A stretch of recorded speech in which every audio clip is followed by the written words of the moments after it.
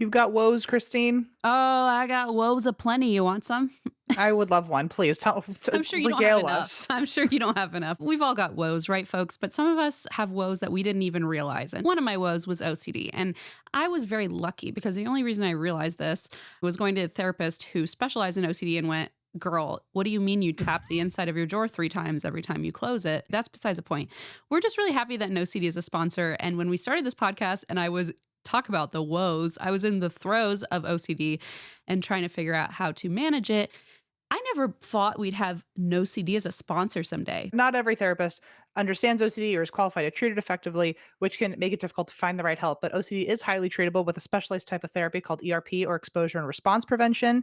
And with NoCD, you can do live virtual ERP therapy with licensed therapists who specialize in OCD. So NoCD therapists are highly trained, and they really understand OCD and won't judge you no matter what your thoughts are about. And their therapy is covered by insurance for over 155 million Americans. I mean, duh, use it. Hell yeah. If you think you or someone you know might be struggling with OCD, please don't wait to get help. Go to nocd.com and book a free call with their team to learn more. That's nocd.com to schedule a free call and learn more.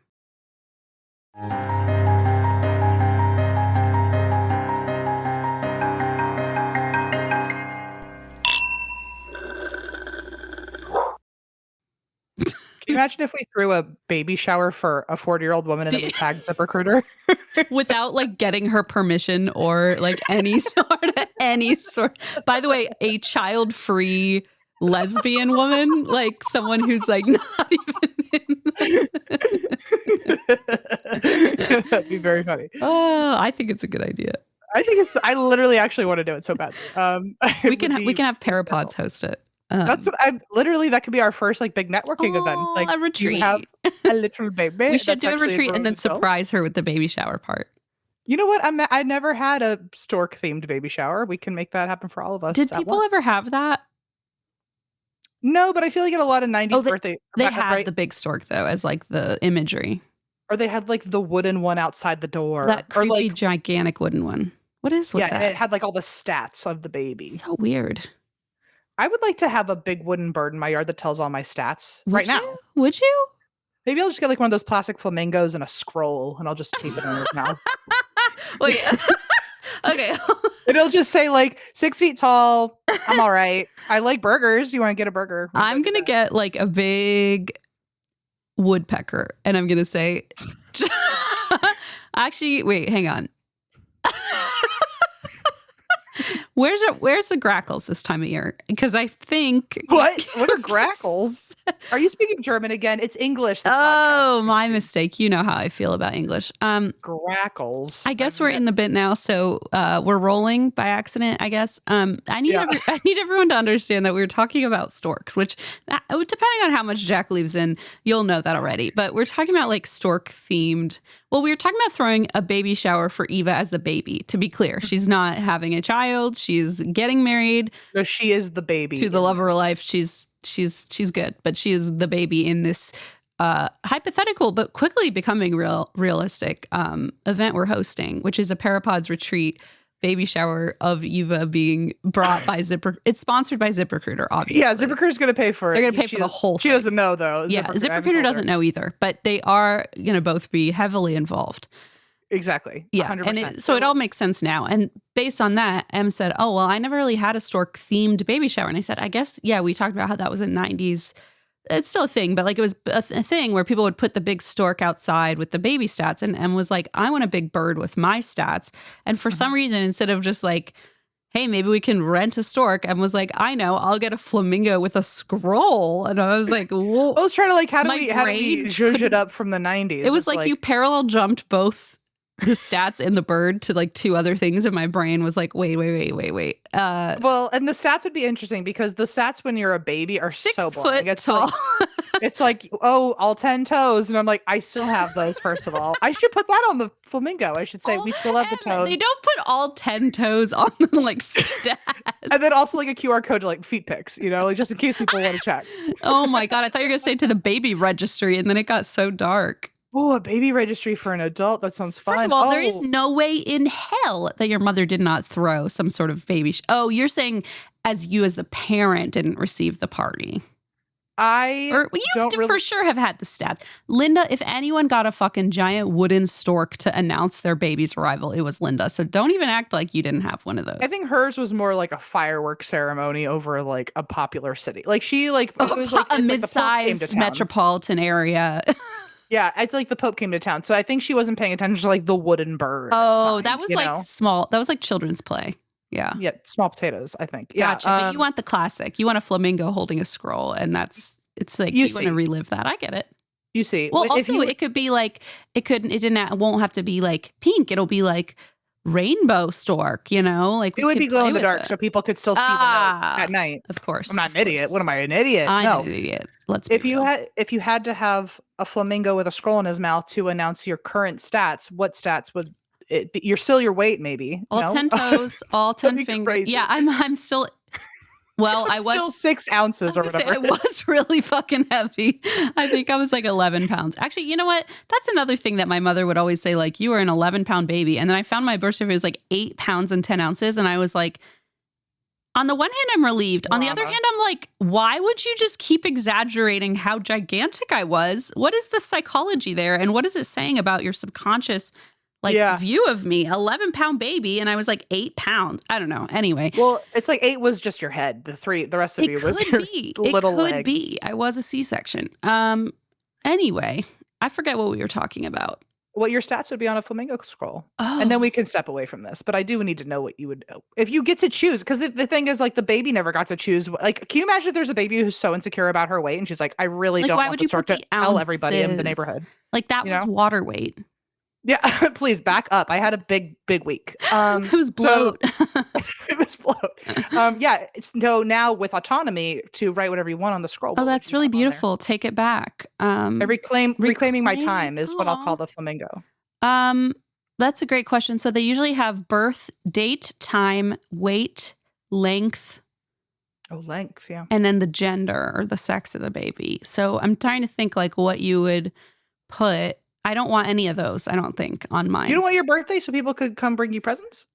No, because I feel like people already do. No, that okay, sounds brag. no, not in a nice way. No, that sounds bad. That sounds worse. What I'm trying to say is sometimes we got her, folks. We got her. What I'm trying to say is that there are a couple people in my personal life who just don't really understand the concept of boundaries. And so I've really been trying to like set a perimeter that's like impenetrable. And I feel like the stats need to maybe be a little more threatening, maybe, or like a little more grandiose rather than like invitational. So you need more like a raven than a flamingo. Oh, I love this. Yeah. Or like I don't know. What's a scary bird?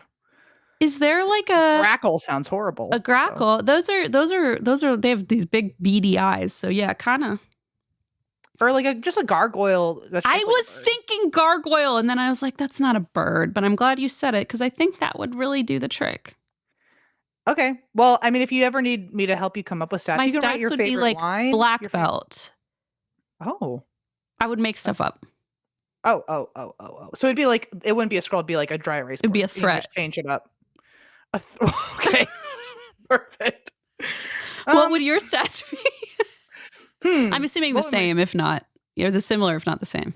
I think mine would be, I don't know, it depends on my mood. If I was feeling whimsical like today, it would say like what my last dream was. Or that's cool. Or like a conversation starter in case next time people see me out and about, they're like, oh my God, I had that dream too. We should I like be that. in dream world. Well, then how would they know where you live? Well, the flamingo is in the yard, just like the wooden stork was. Oh, so they would like find you and be like, see, this is again why I just don't like the invitational stuff. But I guess if you're trying to meet people, that's a better way to do it. Well, the trick is that in the flamingo, its eyes are cameras. I know. Same in the gargoyle's mouth. Oh my God, we had the same idea. I like that we silently planned that ourselves. Well, I did. And then I was like, same with mine that I'm inventing hypothetically. If I don't like what I'm overhearing, then it also has like a squirting flower like a clown. I was gonna say it starts squirting what it's like we're on the same wavelength. Come on, please. Holy shit. What, like unsurprising we're new to this? Please. Anyway, if you happen to be in a neighborhood, you'll know when there's a flamingo with stats about me. And it is so that way next time I run into you, we have something to talk about. I like that the stats are about you are like, I had this weird dream last night. It's like I'll also You know what? Another thing that the Stork doesn't have, we're 28 minutes into this. I Holy shit. is that there's never any space for people to also write their own stats on there so we can compare and contrast. I don't like that. So Oh, I'd like to leave a little space where it's like, now share what something about you. what do you believe when it comes to like, are there ghosts? What did Like, you let's talk dream about that. last night? Yeah. What's your like secret recipe that I can have so I can try it at home? Are you Something nice. Are you plankton in this hypothetical, Em? This feels like a big What elaborate is prank. the Krabby Patty formula? This is just a flamingo, not me. Here are my Mr. Krabs. stats. Wink. Give me your social security number right here. No one's looking. Smooth. Wow. That was a really nice. That was a nice time we had. What else? Anyway, what's next on the agenda? Okay. I would like to say real quick that the reason I drink this week, first of all, I drink a refillable Disney World mug from Art of Animation because I went to Disney World and it was awesome. I'm so proud of you. Was this your first time? One. So I'm glad you asked because I'm a little conflicted about it. I went when I was 4, but it was because my dad had a steel convention in town. So they very briefly like brought us to the park and we did a couple rides. So like technically my second, but it was my first like real like, visit. I understand what you're saying. I went when I was 7. And that was also the day my grandpa died. So happiest place on earth. Oh my God. I think that's why my parents sent me there. I think they were like, let's put them in the happiest he's place on earth. dying. Because he's dying. We already knew it was happening. So it wasn't like, oh, big shock of the day. They're like, let's get out of here. We're like, let's put you over here and I'm gonna go to the hospital and we'll figure it out. Look, from a there. pool. But so the last time I was there, I was like, oh, grandpa died. They told you that there though?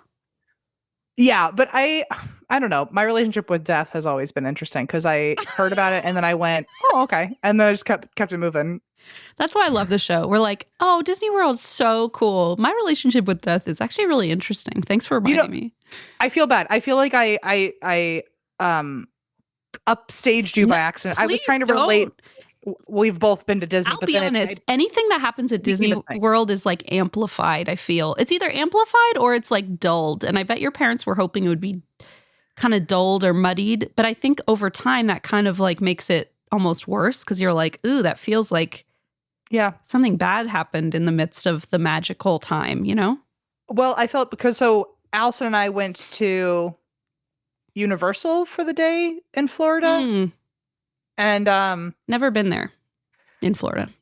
I'm more of a Universal person. Well, over there they've got like a whole like Avengers thing going on, and they've had that since the 90s, which is fun. So it's like retro Marvel. It's very fun. But so I haven't been to Disney though. So one, I want to note that it's very precious that the last time you were there, you were Leona's age. Crazy. Okay. That's exactly what I was going to say next because I'm glad you said that. I have goosebumps again. This is the craziest thing. We were sitting, maybe it's not, but to me, it was really weird. We were sitting by the pool. I didn't even, to be honest, know how old I was the last time I went. I assumed like 3, 4, something like that. My mom, I said, can you go see if you can find any pictures this week of me at Disney and we can like compare, the Leona pictures. And she sends me a few photos like a half an hour later and I'm looking through and I see the date at the bottom and it's like November 16th, 1995. And I was like, oh, okay, how cute. So I was 4. And so it turns out I was 4. I'm going to try to remember here. I might be wrong. 4 years, 5 months, 13 days, something like that. Okay. And then this like weird nagging thought. I put my phone down and I was like, check Leona's age to the day. No. I Googled. I don't really try to use AI ever anymore, but I just got on a free one and I said, can you calculate the date that Leona would be 4 years? I didn't say Leona, but I said if someone was born this date, what day would they be 4 years, 5 months, 13 days? What the fuck? It was Wednesday when we were at Disney World. Yo. Okay, thank you for saying that because I was looking around like, and I told Blaze's parents and they're like, oh, how weird. And I was like, yo, I'm freaked out. I'd be tripping for the rest of the day. I'd be like, it's like you literally get to see both perspectives, like of like what you saw then and what you see now. It's so weird because like I didn't realize how much this kind of was like a healing thing for me, because when I was little, we went and I remember so vividly coming home and being like, I want to go again, but like for real, like really go and like spend the day. And Yeah. I remember like really wanting to go back. And my parents always said, oh, like when you're 8, when you're 9, when you're 10, and then they got divorced, womp womp. And the Disney thing never happened. And I remember, kind of feeling sad about that. And then when we planned this trip, I thought, okay, well, this will be fun. I'll get to kind of like relive, and as I got closer, I had so much fun getting Leona ready. She's like really into the princesses. And I was like, let's just go all in. So we were planning what we were going to say to Elsa and Anna, and so we had such a good time planning it. And I was like, I feel like I'm like healing myself a little bit, because I got to just and I get it. This is the big thesis statement, is that I now like, fuck me, I get it. I understand the Disney thing, okay? I went, I was That's right. I kept saying to Blaze, oh shit, oh shit, oh shit, oh shit. And he's like, did they get you? And I was like, I think they got me. I get it. I'm like tearing up watching her like meet Minnie Mouse in her Minnie Mouse dress. And I'm like, oh no, it's happening. What was your favorite, like, do you know what the thing was that ignited the feeling in you? Is that a stupid question? No, not at all. I mean, there's a photo of my mom and me on the teacup when we were little. And we did that with Leona, Blaze and I did. And we got a photo. And I remember standing there and looking and going, wait a minute, this is where my dad stood when he took that photo of me and my mom. And so it was a little bit like, whoa, this is so trippy. And again, like on the same day as when she turned that age. It was just very weird. Anyway. That's amazing. Yeah, it was cool. And I feel like it was a very healing event. It was one of the best trips ever. And I feel like I never thought I would say that about a family trip to Disney World. Not that I wouldn't love to go, but like, typically, like, that's not necessarily my thing. But now I'm like, oh, hell yeah. I was running around with my orange soda in my refillable cup, like beep, beep in my little, like, this pass and this pass. And I was like, oh, yeah, I'm getting it. I'm getting in the groove. I love a theme park. It does something I don't like. I told you before that when I first got into like building sets and props and everything, it came from my love of like sets and amusement parks. I thought about you a lot, because I was like, oh, I can understand, because we like in the Star Wars part too, where I was like, oh, I can see if this were like Avengers, or this were something like I can see how like much that would affect you, or like be exciting or be cool. You're literally plucked into like a world that you've seen so many times on a flat screen. It's like, oh, I'm literally, I get to feel like I'm here. Yeah. It's really, I love, like the magical world building element. I do too. I'm glad that you had 2 that days feeling. ago. That's a really, really nice euphoric experience. Yes, thank you. It was very like grounding and like fun, and just like I just was like, I'll just go with the flow. And can I tell you something too?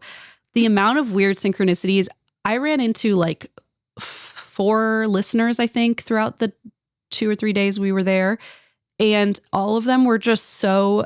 It was almost like every time I met someone, it was like, oh, I felt like I needed to have this chat or this conversation. And if I did meet you there, you know who you are, because we probably had there were a couple of people who did, I think 1 or 2 knew I was going to Disney because I brought it up on Beach Too Sandy. But there were 2 people who were like, I was staring at you like, is that Christine? Why is she in Florida? And then this one woman who was in front of us at my new favorite ride. Oh, wait, no, that was not her. That was at the Frozen ride. We met Anna and Elsa, and the woman in line with us was like, Mom, that's Christine. You what? What'd you say? No, we were in line for Elsa, sorry. And the woman in front of us, Lindsay, she turns and she goes, Mom, that's Christine. And I was like, hello. And we ended up being in like the same little room, and my mother-in-law was with us, and we just had the best time. And then Leona and her daughter were watching Dino Ranch on the phone while we waited in line. And I was like, this is so like wholesome. And we got to chat and stuff. And she was like, is M here? And I was like, I think she was kidding. But I was like, honestly, I don't know, probably. I do move in silence. You do move, and you do love a theme park. So I was like, maybe. I said maybe M's at the one in LA, and then we'd be like kind of parallel. But cosmic. The wildest one, I think, to me was that I have a new favorite ride. Not that I had a first favorite ride. I have a favorite ride, and it's the Runaway Railroad, Mickey's Runaway Railroad. I've heard that's a good one. I don't know what you're talking about. But I didn't know what I was talking about either. And I was like, whatever, we'll just go on it. The other part was my in-laws planned it. They've done Disney. His dad worked at ESPN, so they have like the discount. They handled the whole thing, which was great because I just got to show up and be a kid again and be like, wee, I'm just here for the ride. So I went on that railroad thing and I was like, this is my favorite ride. It's like vintage. They have all the vintage like Mickey Minnie and like it's just really fun to watch. And then like with Daisy, you're doing like the cha-cha and Leona was like cracking up. We were just having a great time. Precious. We get off and this woman walks up and goes, Christine, she recognized me and she goes, do you want to do it one more time? And I was like, what? And I was like, are you sure? Like, I was just so stunned. And Leona goes, yes. And so Leona was like, I don't know how the two of you know each other, but get me on that goddamn by the way, ride. I don't care. So step aside. And it's like, Mom, you've got friends everywhere. This works out really well. Exactly. She was like, is that your podcast friend? And I was like, yeah. And I just want to say to, oh my gosh, I met so many kind people, but Katie at the Runaway Railroad who works there, thank you for your kindness. I hope I'm allowed to say this about you helping me get Leona on the ride. I don't know. Hopefully you're not going to get in trouble for that. Maybe it's a shame Katie doesn't work there anymore, right? Wink, wink. Wink, wink. It's a shame that it was a totally different ride and a different park also. And your name's not Katie. You gave us a pseudonym. I did use a fake name. And so then I got onto the thing again with Leona and I tried to take a selfie with the employee but she didn't realize it and she was moving. So there's this photo of me and then like this blur in the background. And I'm like, this is the worst like photo ever.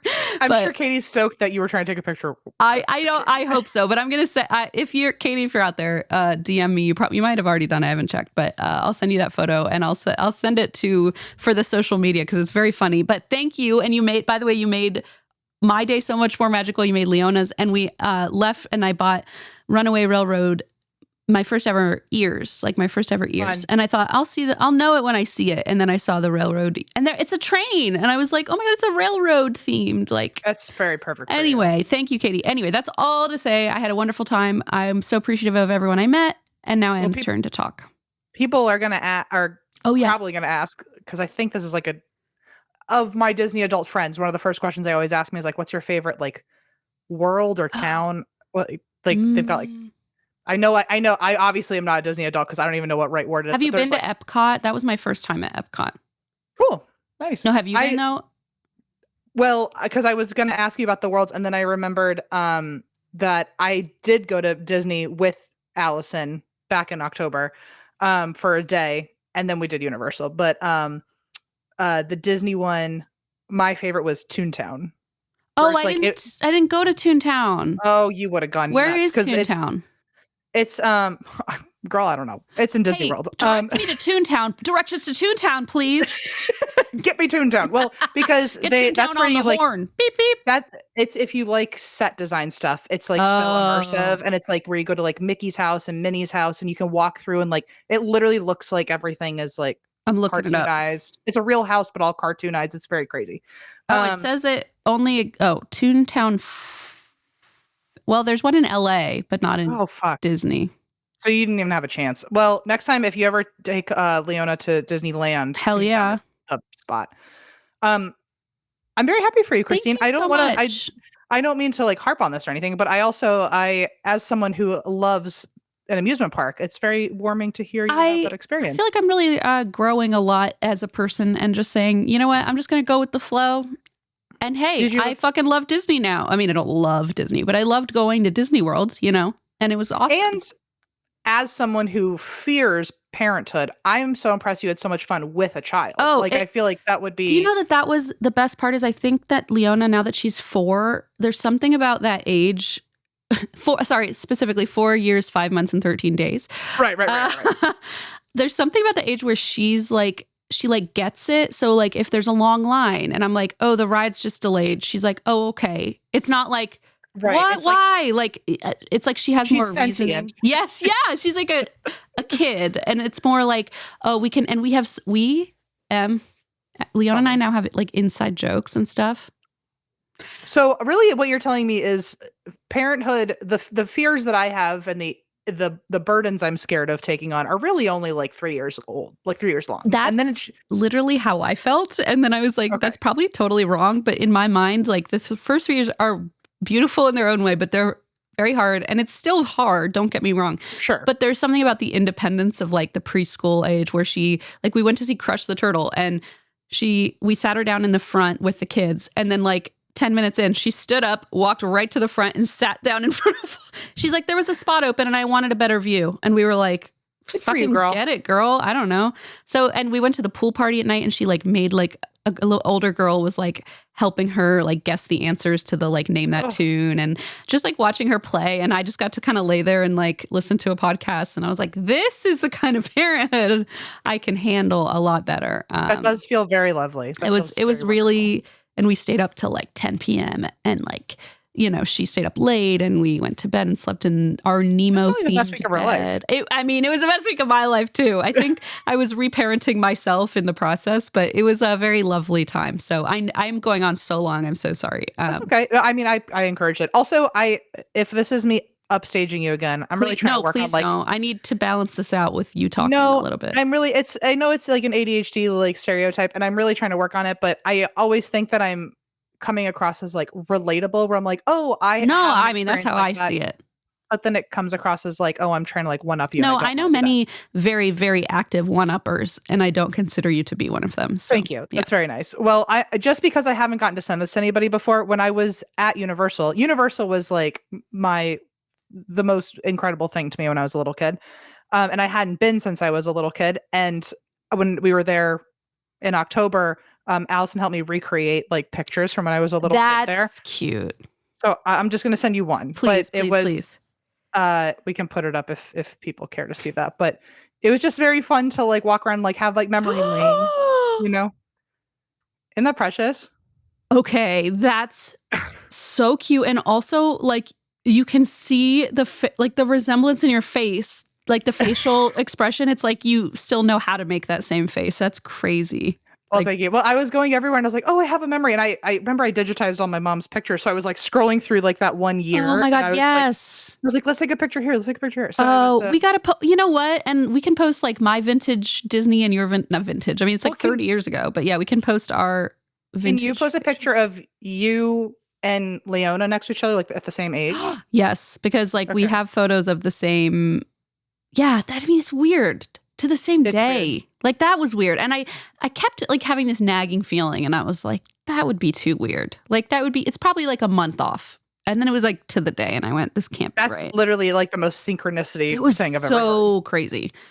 Anyway, oh my God, I love these photos. I love the reenactment. I wish I had thought of that next time. Thank you.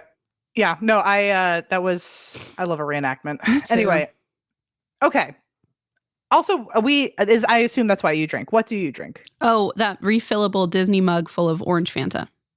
Can we see the mug? I don't have it right now because I left it downstairs and it's not full of Fanta right now. You dirty liar. Okay, I know, but that's what I drink for about 4 days and it's probably still running through my bloodstream. So I think... Fair enough. And I will say I had a D-Peppy and it was this big and I drank it all. So that's my Good for you. Thank you so much. My drink is at the door. So I'll be right back. Go get it. And then we're going to tell spooky stories. Let's do it. You know, things change rapidly, okay? And you never know what the latest trend in hiring is until you're hiring, and then you got to figure it out. Well, if you're an employer who's adopted skills-based hiring, the best way to ensure that your applicants have the right skills is ZipRecruiter, of course. ZipRecruiter recommends smart screening questions to help you hone in on that perfect match for your role. And right now you can try it for free at ZipRecruiter.com/drink. They were the stork that brought Eva to our doorstep. Isn't that nice? They didn't agree to that imagery, but I think it fits. We should throw a ZipRecruiter themed party and it's a baby shower and Eva is the main character. And then ZipRecruiter, are you down? Do you want this? We call Universal and have them bring a big pterodactyl to pick her up by the hair. Do you like what you're hearing, ZipRecruiter? No? Okay. Are you glad that we talk about you all the time? Are you glad? Oh my God. No wonder ZipRecruiter is the #1 rated hiring site based on G2. It all tracks, doesn't it, guys? Let ZipRecruiter help you find amazing candidates with the skills you seek. 4 out of 5 employers who post on ZipRecruiter get a quality candidate within the first day. And now you can try it for free at ZipRecruiter.com/drink. That's ZipRecruiter.com/drink. Meet your match on ZipRecruiter. So I just went on a vacation, and before I left, I was like, oh, I have to shave. And then like some sort of like bizarre miracle, my Flamingo razor arrived. And I thought, well, I'm sure, it's just fine like every other razor, but at least it's a new razor rather than the one I've just had sitting in my shower. But no, this is like a different level. Okay. I really was very impressed because I don't think I've ever had like an enjoyable shaving experience. And it was like decent. I was like, okay, yeah, I could do this. Yeah, well, also a lot of the razors out there, they're not like the men's ones, or they are the men's ones, but then they're just a different color. Mm-hmm. But the women who actually helped build Harry's found themselves like rolling their eyes when the other companies were just shrinking men's razors and making them pink. So they decided to try something else, and Flamingo was born to give women shaving solutions made with their bodies in mind, with no pink tax pricing, and no Thank mediocre God. design, no irritation, and high performance tools that actually look and feel good in a woman's hand. It looks very sharp. They're chic. Very chic in my bathroom. It's hanging on our wall right now. Yeah. Yeah. It's like a designer piece. It's art for the It's bathroom. art. Yeah. For a limited time, our listeners can get the Flamingo starter set for only $7 at shopflamingo.com/drink. This set includes the Flamingo original razor, 1 5-blade cartridge, and an ounce foaming shave gel, and a shower holder as well. Just head to shopflamingo.com/drink to claim this offer. And after you purchase, they'll ask where you heard about them. Please support our show and tell them we sent you. Someone was a bad boy yesterday at the park. No, it couldn't be Hanky's. It couldn't be. Oh, a lot of people asked about Hank. What's that? A lot of people asked about Hank because I was like, I would meet people and they were like, oh, how's Hank? And I was like, I haven't even met Hank. I got a little loose. You see that girl? I see her. She's having a fucking dance party. She literally said, she's like, you can't tame me. To give everybody the update, since I wasn't there, Floridians, Hank is good, but he has been a bad boy. And so couldn't be. I don't know what's going on with him. He's having a week. And everyone at the dog park is very patient with him, but I have to remind him, because we go to the small dog park and he's a big boy. I think today we're going to take him to the big dog park and humble him a little bit and remind him that he's a guest at the small dog park. This is how it works. You got to treat others how you want to be treated. He was being a little too rowdy, and usually he's very good at gauging. And if like a dog like checks him on it, he'll stop. But he has been a little rambunctious, a little too much. He does the thing. I feel like I'm like a parent who's like defending horrible behavior, and I'm not trying to. But for context, he thinks he's playing, but he looks like he wants to fucking maul you. And like it's right. And I'm like, I don't know. I would love to know how to train that out of him, and I don't know how. But he like lunge and like doesn't actually physically bite them, but like tries. Geo does that too. Yeah. And he does that, but he's also a fucking Rottweiler, and then they go like in a small dog park. Where he like kind of like his haunches are. Yeah, I know exactly. Yeah. So he and Geo would probably just like go in circles like that. I would hope so. Like, and his best friends there are like little dogs who like that, and so like those little dogs are like, oh, give it to me, and they like fuck him up, and he eats it up. But then when those dogs aren't there, and the ones are like, what the fuck are you doing? Yeah, he tries to do it with the other dogs. And it's like you can't. You have to ease everybody into it. Yeah, you have to pick and choose when you do that shit. And anyway, he's in timeout currently. Oh, baby. Okay, this is arguably one of the best cop picks we will ever cover. Do you remember what is supposed to happen today? Not even. Oh, wait. No. Okay. So, if you recall, in our last episode, we discussed the Goldfield Hotel. Yes, I remember that. I have a recap for you because I know you don't remember what happened. It was a hotel, and it was called Goldfield, and there was a gold rush era. Well, shit. I know. Can you believe that? It's like I don't have to be here. It's like I got an A on the test. Well, I say there's no way you would remember because I didn't remember either. So I was like, what the hell happened? So I had to go back and look through my notes. And just for other people who didn't. Oh, there was a lady in white. No, I'm kidding. Well, there was a lady for sure. You know her as what's her name? Elizabeth. Because remember, the guy who owned this very luxurious Gold Town hotel. He chained her to a radiator. Yes, he got her pregnant, although he was married to somebody else, and so nobody would find out in town. He stole her away in the night and hid her in one of his hotel rooms, chained her to a radiator, throughout her pregnancy, and then and then killed. And then when she gave birth to the baby, which you make a great point of like, why didn't you just kill her immediately? Yeah. but through the pregnancy, and then killed her and the baby and threw them down one of the mine shafts connected to the hotel. My only guess now that we bring back up throwing the baby down the, now that we're discussing now it that we're again, unpacking that again. thank God. Thanks for the reminder. I wonder if it is one of those things where the baby's born and he's like, it's not a boy, or it looks just like me and I don't want everyone to know. I mean, I don't know. Maybe he was trying to find a way to be like, we can make Maybe this he work. found out that it wasn't his. Oh. Maybe he went, holy shit. Maybe that little baby had like some red hair or something. Because like, it's not like he doesn't have it's not like he has an anger problem or anything, chaining her to a fucking bedroom or whatever. You see. I see. I understand. At any rate, he allegedly killed them both, or at least hired somebody else to do it and handle it for him. Mm. Where we left off and why this is so special and why you're about to be so excited, Christine, is because the last thing I said was that after the 1940s, the hotel was abandoned and neglected and then became very loved by the paranormal community. That's right. When a young man with a dream decided to film a documentary here in 2004, and that man ended up becoming the Zach Baggins. And this documentary was the very first iteration of what would become Ghost Adventures. Let's do it. Let's do it. It's part time. Oh, yeah.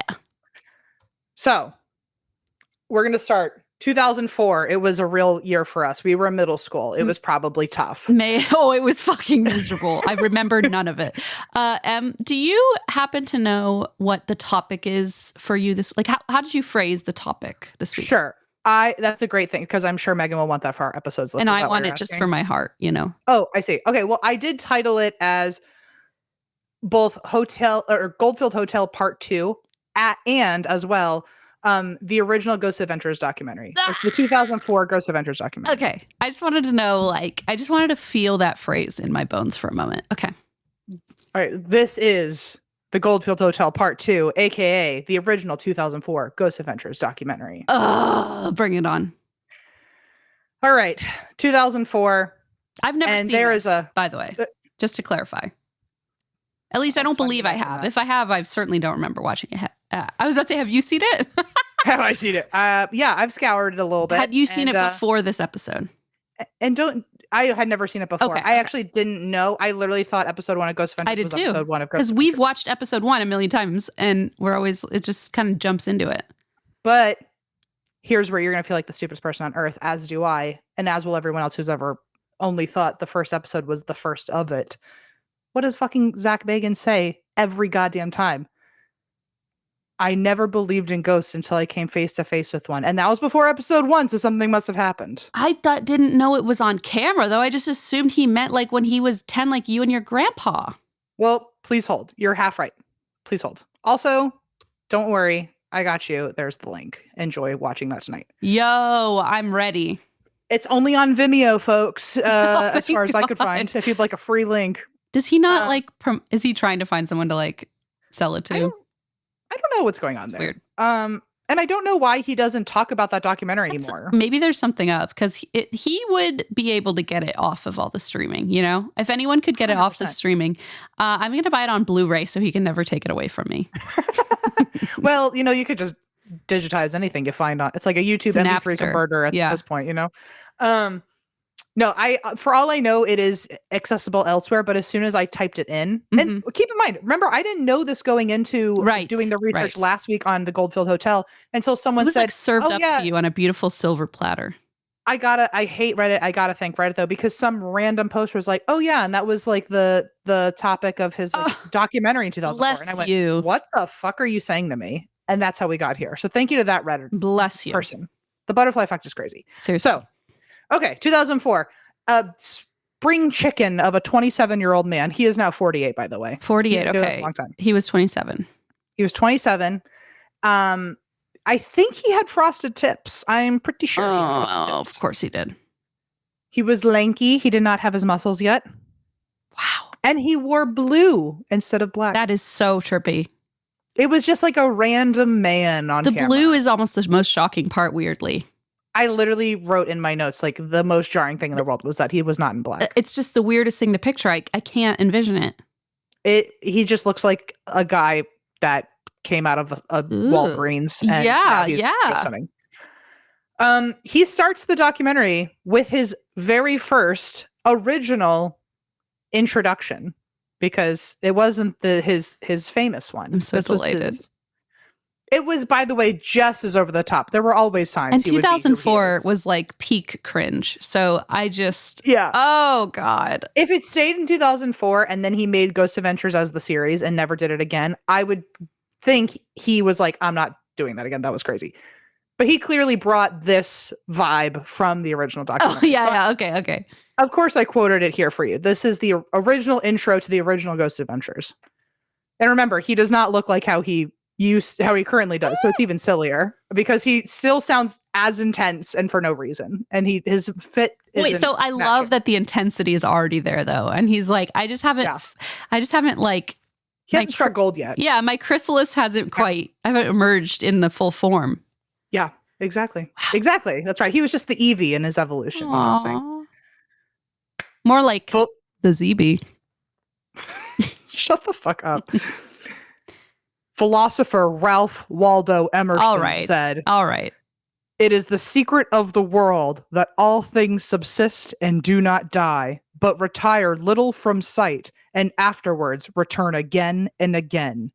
Nothing is dead.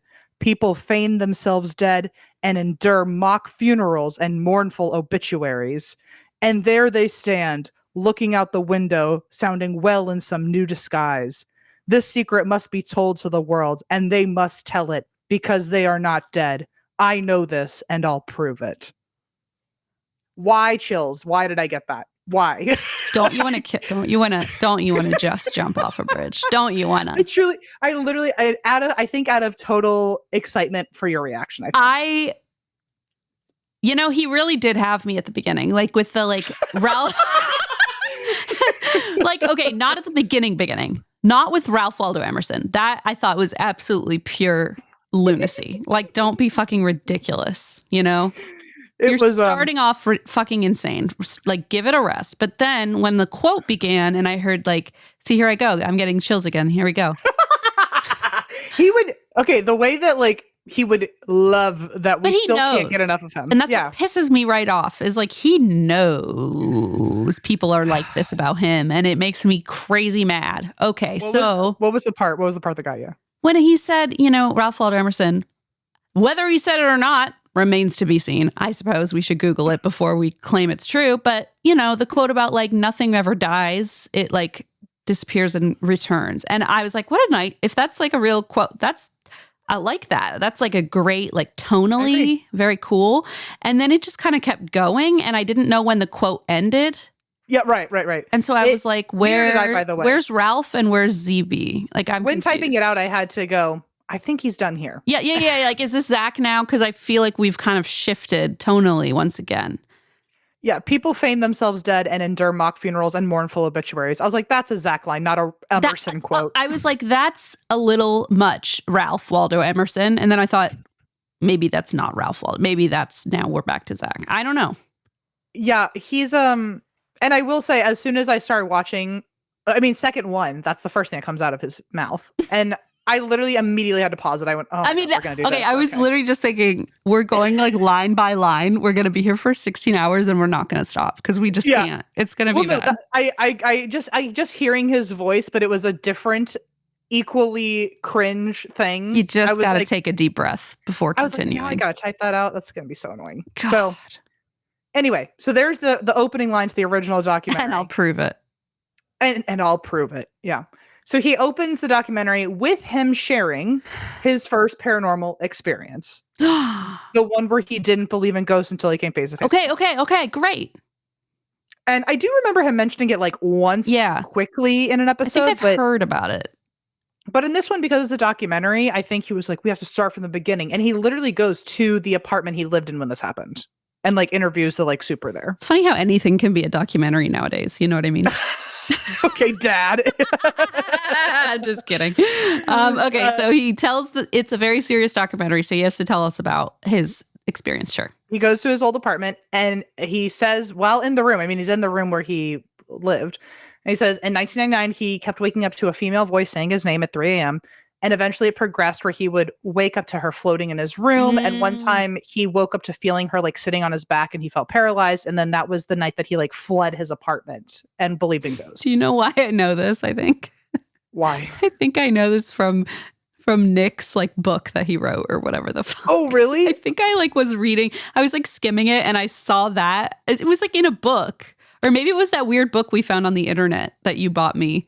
Oh, God, that was a weird one. I wish I even knew what that was. And I think I started skimming through and I think she told that story, that weird fangirl. I think I thought it was probably like fan fiction or something. I don't think I knew it would have been real. Yeah, I'm not, maybe it was in the Nick story. Anyway, sorry, but I do remember. So the lady was showing up and she was like materializing and stuff. Yeah. Yeah, and then in the documentary, his old landlord even says that someone once died in the apartment building. And so he now Zach thinks it was the woman from upstairs. But so how old was he? He wasn't a child though. He was an adult. Well, he was 22 when he had the ghost experience. Got it. And now he's 27 in this. So it was only 5 years before. So it's like us going to like Los Feliz or something. Okay. or K-Town. It's like us going to K-Town. So anyway, he films that. Great. And then now he's come face to face with one. And now we want answers. Well, we do. Certainly. Answers. So this documentary is him. It's actually, I was going to say, this is him setting off on a 3-week paranormal investigation throughout Nevada. But he even says in the intro, he's like, so for the first 2 weeks, we couldn't find anything. So this is week 3. Oh my God. And then this motherfucker expects us to believe that every 20 seconds on his goddamn show, there's another demon trying to enter his body. But, first time he did it, it took 2 weeks. Okay. Yeah. And by the way, so it was Aaron, Nick, and him in the beginning. And there's like little clips of Aaron. And he has a full head of hair, which is insane. Wow. But I guess by week 2 and nothing being there, Aaron fucking left. So the whole documentary is just him and Nick. Oh, really? Yeah, like Aaron's not bailed.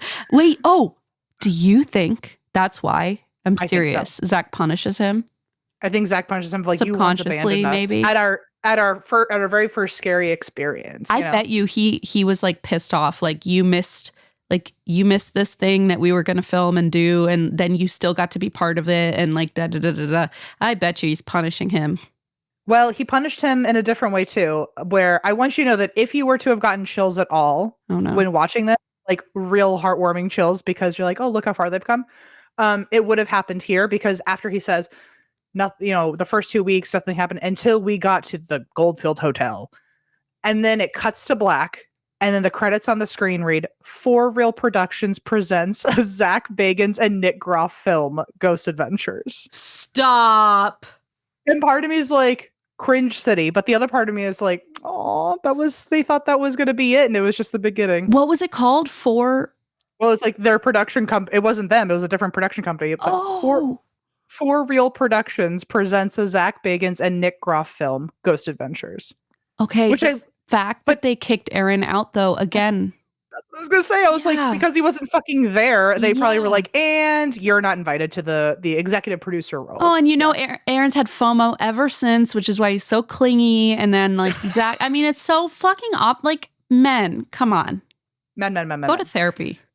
Well, so the hotel investigation is only Zach and Nick, like I said. And also, in at least the first few seasons of Ghost Adventures, he does say in the intro, he's like, with no fancy camera equipment. Yeah, And it was very cute to not have that like voice in my head, while also watching the fact that this was in 2004, before ghost hunting was like a cool thing, before he was friends with that Bill Chappell guy. I was gonna say, and he had all the fancy, yeah. There was nothing fancy. Wow. It was just him and his buddy with a camera, a flashlight, a voice recorder, and a dream. And by the way, and a grudge against Aaron. And a grudge.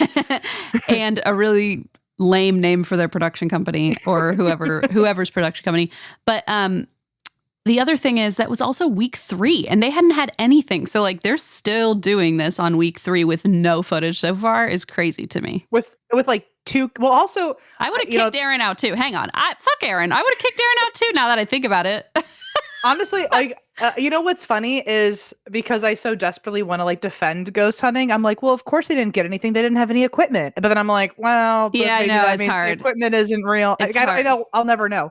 But But yeah, they literally just had cameras and a flashlight. And then Maybe one of that them like brought the a universe recorder needed him for to EVPs. commit. You know, they were like, if you make it past the first 2 weeks, you can prove that this is. It's almost more telling. It's like, Yeah. well, if you could only have one camera and that's it, and you got shit, then maybe I guess he worked for it. Yeah. Yeah.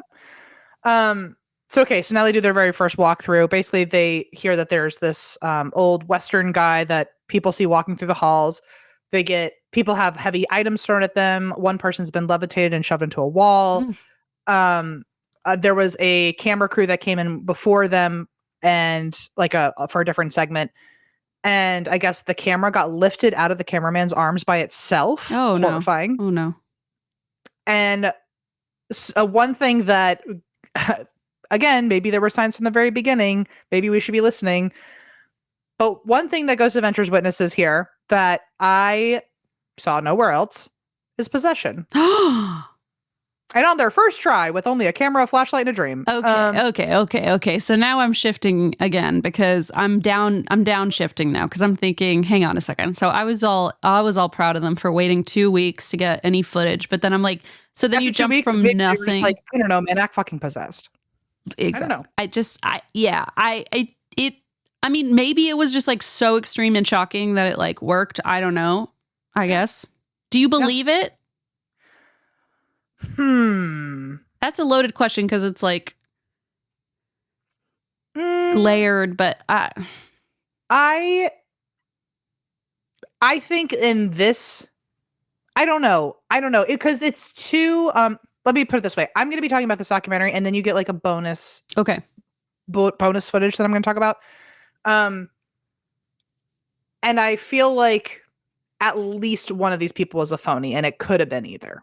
I want to believe that someone is telling the truth here. Interesting. Oh, I thought Zach gets possessed. Please hold. Oh, okay.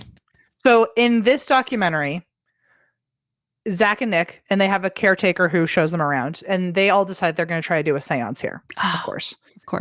Immediately, they hear sounds upstairs and they get freaked out, which I love finally seeing Zach freaked out because he was new to this still. In genuine fashion. That's really refreshing.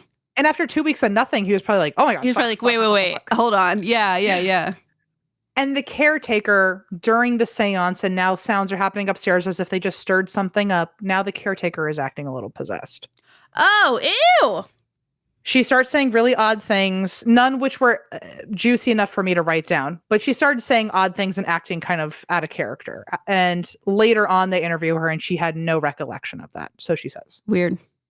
She was also the caretaker who was levitated and shoved into a wall. So I don't know about her credibility, but she could be telling the truth. I don't fucking know. But then they do playback on their 2004 digital camera. Oh my God.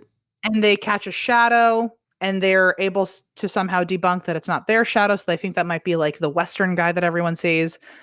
They hear sounds and Zach is freaked out again, which again, so refreshing. And, but also it's because he didn't have all of his muscles to protect him yet. True. And he wasn't like ready to like punch the ghost right about now. He was probably more in flight rather than fight. He didn't have all of his tattoos to threaten everyone. Make him look really scary. Yeah. He didn't have all the crosses tattooed on him, so he didn't have a protection. Oh my God. Finally, he has his amulets in his body. Like he's fucking Iron Man. Okay, so I did write down his response when he got freaked out because there were like really creepy sounds going on, and I'm going to assume that they weren't faking it. I would genuinely believe that he was scared in this instance. Yeah, he seems genuinely scared, and also because like they didn't have a series where like they had like to keep ratings high or anything, and everyone he has this persona that everyone knows now, and it's kind of assumed that maybe not all of it. He might be like more just authentically reacting. I think he was really hearing actual sounds and freaking out, and this is what he said. He said, "Okay, we hear you, okay, and we don't think you're very nice, but we have no fear of you." Wow, he's like a little tiger cub. Like roar. Like Simba's first roar. Yes, exactly. Oh my God. We hear you, okay? We hear you, and I'm not scared at all.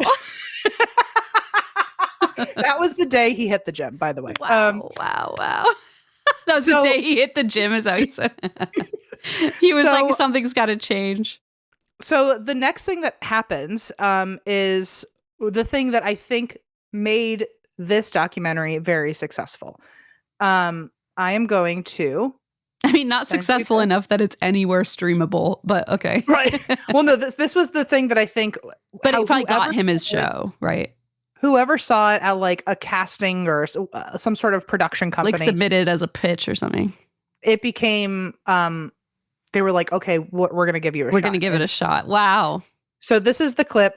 I want you to go to 20 seconds and I want you to look at the bottom left corner during this clip. But I will preface it by saying this is after he just heard all those sounds and he's super freaked out, and they go into this room that's unfinished and there's a bunch of like abandoned like bricks and lumber, and it looks like kind of like a construction zone. It's just like untouched basement stuff. Okay. And you said to go to...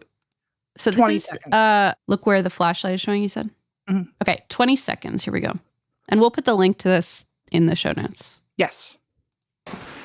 Is that you making all the noise? That scared me. Was that a brick, Em? It was a brick. Yeah. So watch it again. Go watch. I was about to say, oh, it's probably a bat or something. That would have been funny, but no. Is that you making all the noise? Holy shit. Oh my There are things in this world that we will never understand. You want answers? I'm so pissed off at Aaron right now. Literally, you know that they were screaming. They called Aaron in the car later, and they manifested. They manifested all of this activity just to be like, "Fuck you, Aaron." I literally, that when Aaron saw that footage, though, he went, "Fucking thank God." Yeah. Honestly, though, and then he's been punished ever since. You're probably right, but so yeah. For those who don't know, crazy. For those who don't know, we are going to post the link, but in case you are not, that's not accessible to you. Basically, he's in a room. He's already freaked out. He's saying, "I'm not scared of you," and then a brick literally levitates like a foot off the ground and then flies at them. Gets chucked from, but you see it. It's like on the floor, and then it just like gets chucked toward them. It looks like it's levitating and flying on its own. It's crazy. It's like someone threw it, but like from the floor. That's it's like I mean, yeah, no, yeah, really. That's what it looks like. That's crazy. And so something threw a brick at them. It made and they are scared. It's not like they're like doing any hijinks here. There's no hijinks here. You can tell. The screams from Zach are like never before, and that's probably why he banned it from the internet. Well, I was gonna say, Zach, I pray to God you never hear this episode, by the way. But if you were to, I motion for you to bring back screaming like a little girl, because it made it so much more believable. Yes, totally believable. Scared, man. Totally. There's no way you're not scared. Just be scared. It's okay. I just envisioned us someday in a court, like having to watch this on the TV with the jury watching, because we've been sued by Zach Baggins. And that's funny because I see us in jail. Yeah, okay. Also watching Zach Baggins still. In like the settlement, he'd be like, "They're going to jail for the rest of their lives, and also you have to play this." And also, this is the only thing able to be played on movie night. Yeah, I'm gonna watch this brick one more time. Is that you making all the noise? The weird thing is that it does cut right before it, though. It does. Let me see. Is that you making all the noise?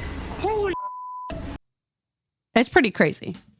What if that was Aaron all along and they were just like, "Oh, he went missing and he's just throwing bricks." He's just in the corner waiting. Yeah. He was just the first person to like fake an event. Then he probably does deserve the punishments he's been getting. It's karma, for a global karma. That's right. So basically they get freaked out and they sprint away. Like I've never, like the camera, it's 2004. It looks like the Blair Witch. Like grainy. It's just running down a hall. Yeah. And then he's literally hiding. Zach is hiding in a room and screaming. And you can hear so obvious why he's not letting this be played on the internet. It's cracking me up to the extent of this is beautiful. He's horrified. And I don't blame him. I'd be horrified too. You're in a ghost town where there's a population of like maybe 500 people. You just got a brick thrown at you in a basement and like you're by yourself. You went there on purpose. Hello. We've also done it on purpose and then got scared for sure. Remember the Queen Mary? We were We left before midnight. Let's not act like we are any better. All right. I'll give him a break this one time. That Denny's, by the way, I didn't sign up for the fucking. You're that right. experience. And I do believe that I think we've kind of hinted to each other. We haven't quite outright discussed it. Maybe we have, that maybe something dark did sort of kind of come with us after that, because we had a few years of some bizarre stuff, curse-worthy stuff. So, yeah, we can relate to Zach then, because I'm sure he thinks the Goldfield Hotel has put a curse on him. Okay, he thinks a lot of places have put a curse on him, though. This would be the beginning. For he'd sure. probably This be one right. Was the first crack in the concrete. Yeah. So he's hiding and screaming, which defeats the purpose of hiding. But then, okay, good point. We just needed to say that, not the other shit. And then Nick is in another room hiding, screaming, and so they're both hiding in different rooms, but screaming across the hallway at each other. And they're literally just screaming, "I want to go home. I don't want to be here." Aww. And then you hear a door very loudly. It's the room that Zach's hiding in. The door moves by itself. You can hear the creak of it. Oh, and Zach literally screams, and they leave immediately. And when I say leave, this was back in the day where they would literally get locked in the building so they could not leave. And they jumped out of the fire escape, the second floor. No, they were gone. They were so scared. Oh my God. They jumped out of a fucking fire escape to get out of there. Although, you know what I think is extra silly is that they didn't for people who were running away, they did film themselves climbing out of the fire escape. I'm like, you still had time to set it up. Oh, they said. And then they had to run back in to grab the camera properly. I don't know. Okay, I can't wait to watch this tonight. I'm gonna have so much commentary in my own head. I don't even know what I'm gonna do with it. Maybe I'll bring it to our next Yappy Hour. Maybe you should. They also at the end of he doesn't do this anymore, but they had experts, AV experts, come in to check the footage to see if that brick was what could it. Oh, cool. And the experts, paid or not, did say that it looked like the footage had not been tampered with. Okay. Although it has been highly contended, and I have seen videos online of guides going through and getting to that room and going, "Oh, and that's where Zach faked the brick video." It's oh, okay. I see. I didn't even know this was part of the lore, and I wonder. Well, that's what made the hotel so famous. That's why it's known now. I can't believe I missed this whole chapter of his life, but I will say. We're close. Yeah. Yeah. I'm familiar with all the other chapters, so it's so weird. But the one thing I'll say is, at least from where the timestamp was, there is a very strange cut right before it. So I do just want to rewatch it in full. And I don't mean to say, because of course you have to cut in footage, and I'm not saying, but I want to just kind of watch it later and see. I have no opinion. I think it's scary as fuck. It's fucking terrifying. And he acts terrified. I mean, he sounds terrified. I don't think he could fake a scream like that. He seemed really, really scared. Yeah. So then his closing statements in this documentary, by the way, because he had opening and closing statements. He goes, "Is it Ralph Waldo Emerson again?" No, this is all ZB. It's Thoreau. He goes, "How close is too close? I think we answered that. There are more answers of life after death trapped inside that hotel than can be imagined. And if you try to get too close and searching what lies beyond your last breath, you just may hit a brick wall, or it may hit you."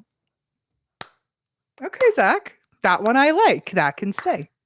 Now, what happened between then and the gym? I love roses. I love roses. You are a pink rose. What the fuck? Roses. What the fuck happened, bud? You really nailed it. That was beautiful. I mean, artful. And I'll also say pre-AI, yeah, that is just poignant from the soul. It just may hit you. Oh, it's good. You know what? In the car, he was already writing that down. He was like, "I've got it. He's like, Aaron's going to fucking, he's going to have such FOMO.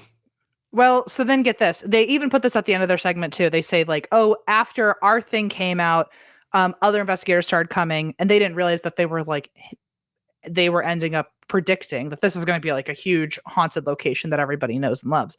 But other investigators saw that documentary, saw the brick thing, and decided to go to the hotel for a news segment. And the people in that group, some of the investigators were Mark and Debbie Constantino. Have we talked about them? Yeah, it's familiar. Okay, I thought we did a whole episode on them, and we haven't. So if you would like a topic, I suggest them. But it was for a long time. Oh, for Zach me to would have, cover? yeah. Oh. So Zach regularly had this couple who were Oh, paranormal yes, of investigators. course, those two. Yes. I have not And covered then- that, have I?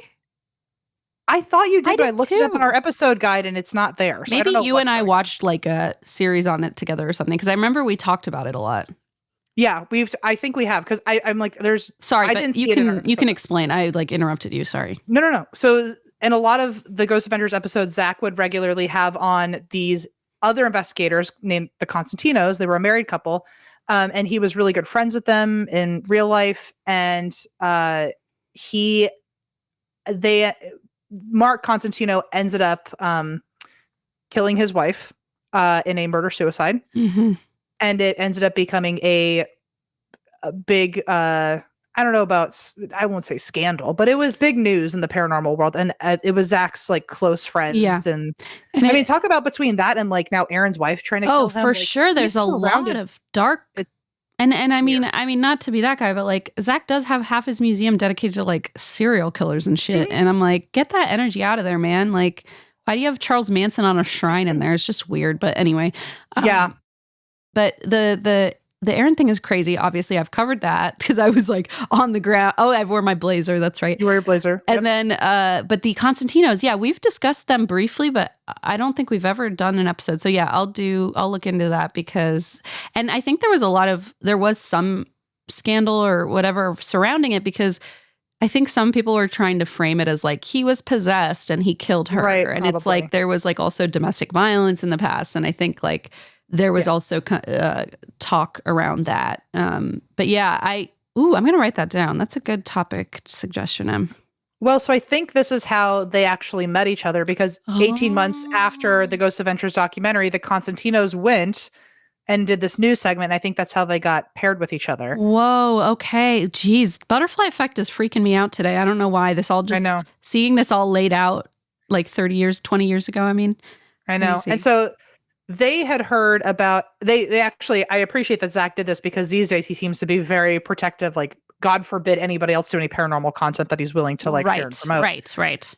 But he put at the end of his documentary the news segment of the Constantinos going to talk about the brick because they saw the brick and they wanted to go and do EVPs and ask about the brick.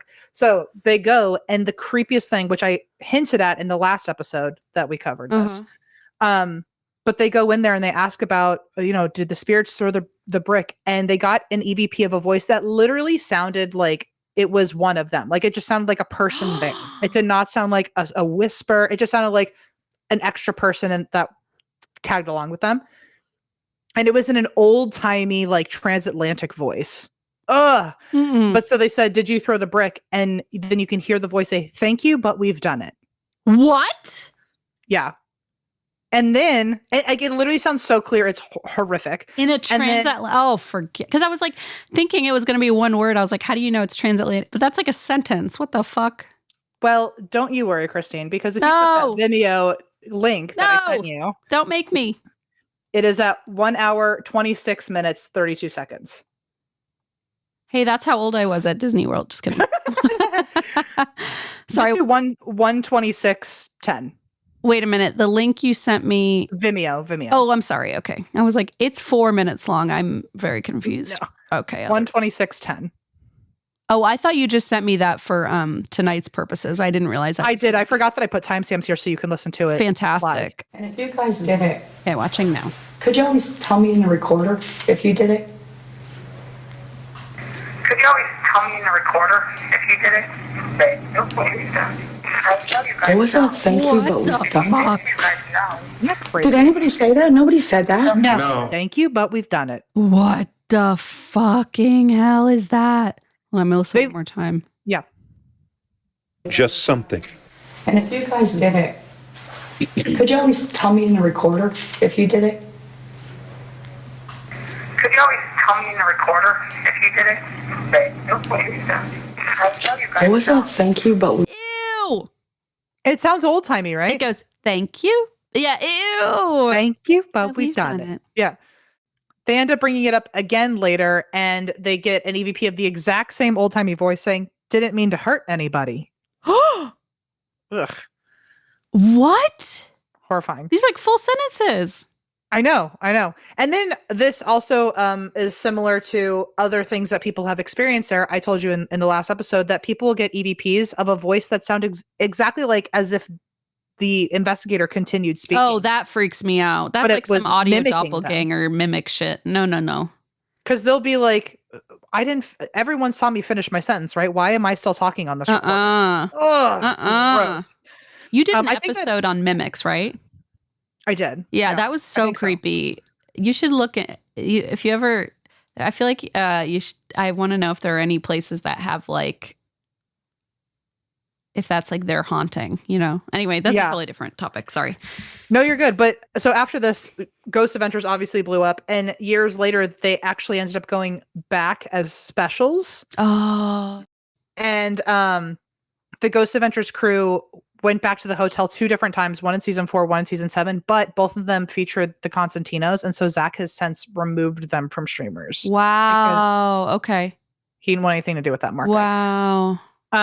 But they did have one episode that is still up, and it was one of their COVID 2021 specials, because I guess they had nothing to do. So they're like, let's go back to where it all began. Mm-hmm. And so it was a 90-minute special, and it was a 3-night stay at the Goldfield Hotel. Oh, wow. Do you want me to cover it next time? Yes. Okay, because I was going to do it right now, but I'm also aware that we're like... Why am I obsessed with the Goldfield Hotel? It's also Western and cowboy. I think so. I mean, I know so. I think that might be why. Well, I'll cover it next time. Is that okay? I'm sorry. My fucking story in the beginning went on for 18 hours. No, I mean, now I don't have to do notes. Sick. Hell yeah, brother. I love that for you. You should do that more often. We should just stop talking more often and then go, I'll do it next time. I'll call it ZB's return to the Goldfield Hotel. Oh my God. It's like how he keeps returning. We're doing that. Like we're making more content, just coming back to all it. of us to be just like he started it. All right. Well, then hell, I guess that's where I'll end then. So that is the original Zach Baggins Ghost Adventures documentary. Remarkable. Thank you. And it's so funny. I remember I had the Catfish documentary on DVD when I was younger, like in high school. Mm-hmm. And I loved it. But yeah, I never knew about the Zach Baggins one. I think it's funny that my 2 favorite shows to binge watch started as random documentaries. Which maybe that was a thing for a while, I guess. I don't know. I think because that was when everyone got a digital camera. So everyone started. So it's like the early days of nowadays you have YouTube or TikTok and that's how you get a show or whatever. Yeah. I think it was very much just that was the beginning of social media. So it's if I film this thing. And it's like a reel, you can pitch it. Yeah. Yeah. Wow. Good job, Em. That was quite a doozy. Thank you. I'm going to go get another deep peppy real quick. Okay. And then would you like to do a yappy hour? Yes. Okay. I will also run to the bathroom. I will see you shortly. You know that we don't like to be inconvenienced, especially Em. I hate it. Famously. I hate it. I hate being inconvenienced. And one of the ways I hate being inconvenienced is when I think about cooking, I'm just like, the last thing I want to do is... Especially when you're hungry. Ugh.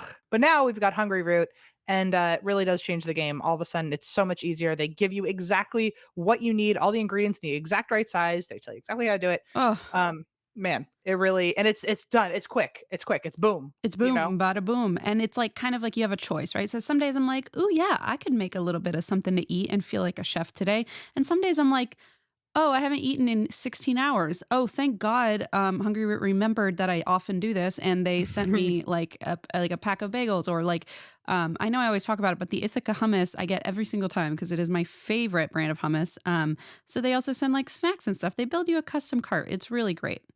They know exactly what you need, and they go, girl, eat this, please. Sit down. You need it.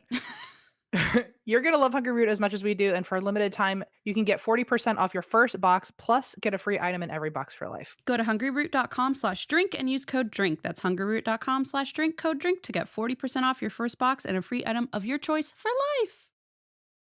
So this copy says how much time were you spending and dealing with your finances before Rocket Money. I'm like, I don't want to tell anyone that. Thank you. Thank you for asking, but none of your business. Too much. way too much. I recently just went through my phone and deleted all of the apps I don't use. Oh, yes. And now everything fits on like one slide, which is delicious. But as I was deleting things, it would say, "Would you like to cancel the subscription?" And I went, Huh? And then I signed into Rocket Money. They went, "Hey, guess what? You've got some subscriptions that you recently purchased in the middle of the night and forgot all about." And if it weren't for Rocket Money to double check and show me the entire list of all these apps that I was paying for and I didn't know, it's a game changer. Money really is. Rocket Money is a personal finance app that helps find and cancel your unwanted subscriptions, monitors your spending, and helps lower your bills so you can grow your savings. And they will cancel them for you. That's the best part. It was the best thing that ever happened to me. Truly, people have heard us talk about this in my personal life, and they're like, "Do you really like Rocket Money that much?" And I'm like, "Sign up before you even leave this conversation. Give me your phone." Yeah. It's a great thing. Let Rocket Money help you reach your financial goals faster. Join at rocketmoney.com/drink. That's rocketmoney.com/drink. Rocketmoney.com/drink. Lovely. Let's get into it. I have a weird one today, which is like one of these rabbit holes I went down and decided to make into a story because it is a true crime story, but it's kind of off the beaten path, right? Like, I love it. To give you a hint and to give you a little bit of, not a hint, I guess, maybe more of like a little bit of relief going into this story, nobody died. Oh, well, I like what I hear. How does that feel, right? It feels real good. I thought it might feel good, so we are going to get on it. I'm loving this episode so far. I know, it's really like, man, everything's nice. Things are flowing. Well, Mercury it is Friday the 13th. Mercury has been in retrograde, but Jupiter just went out of Cancer. Okay, we'll talk about it another time. I'm really into astrology right now, and I feel like next Yappy Hour we got to chat because I have so much to say. Okay. I didn't even know it was Friday. Happy Friday the 13th. So yeah, sorry. It's 2 in a row because we had one last month, and by the way, we recorded on Friday the 13th last month because I remember thinking it. Good.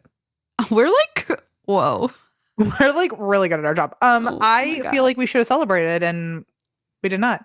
Yeah, well, shit. Now we had 2 chances in a row. We forgot. Yeah, we're not actually that good at our jobs, it seems. Okay, well, on this Friday the 13th, take it away. This is a story of the Harvey's Casino bombing in the Lake Tahoe area. Oh, okay. Yeah, good vibes already, huh?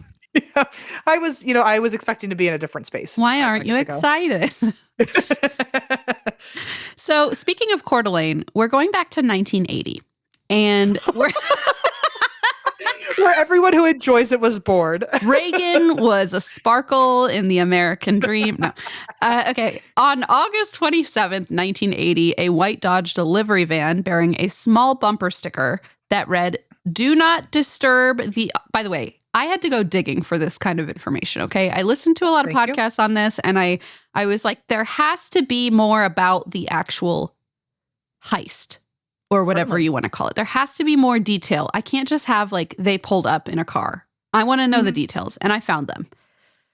The van bore a small bumper sticker that read, quote, "Do not disturb the occupants of this vehicle when it is rocking."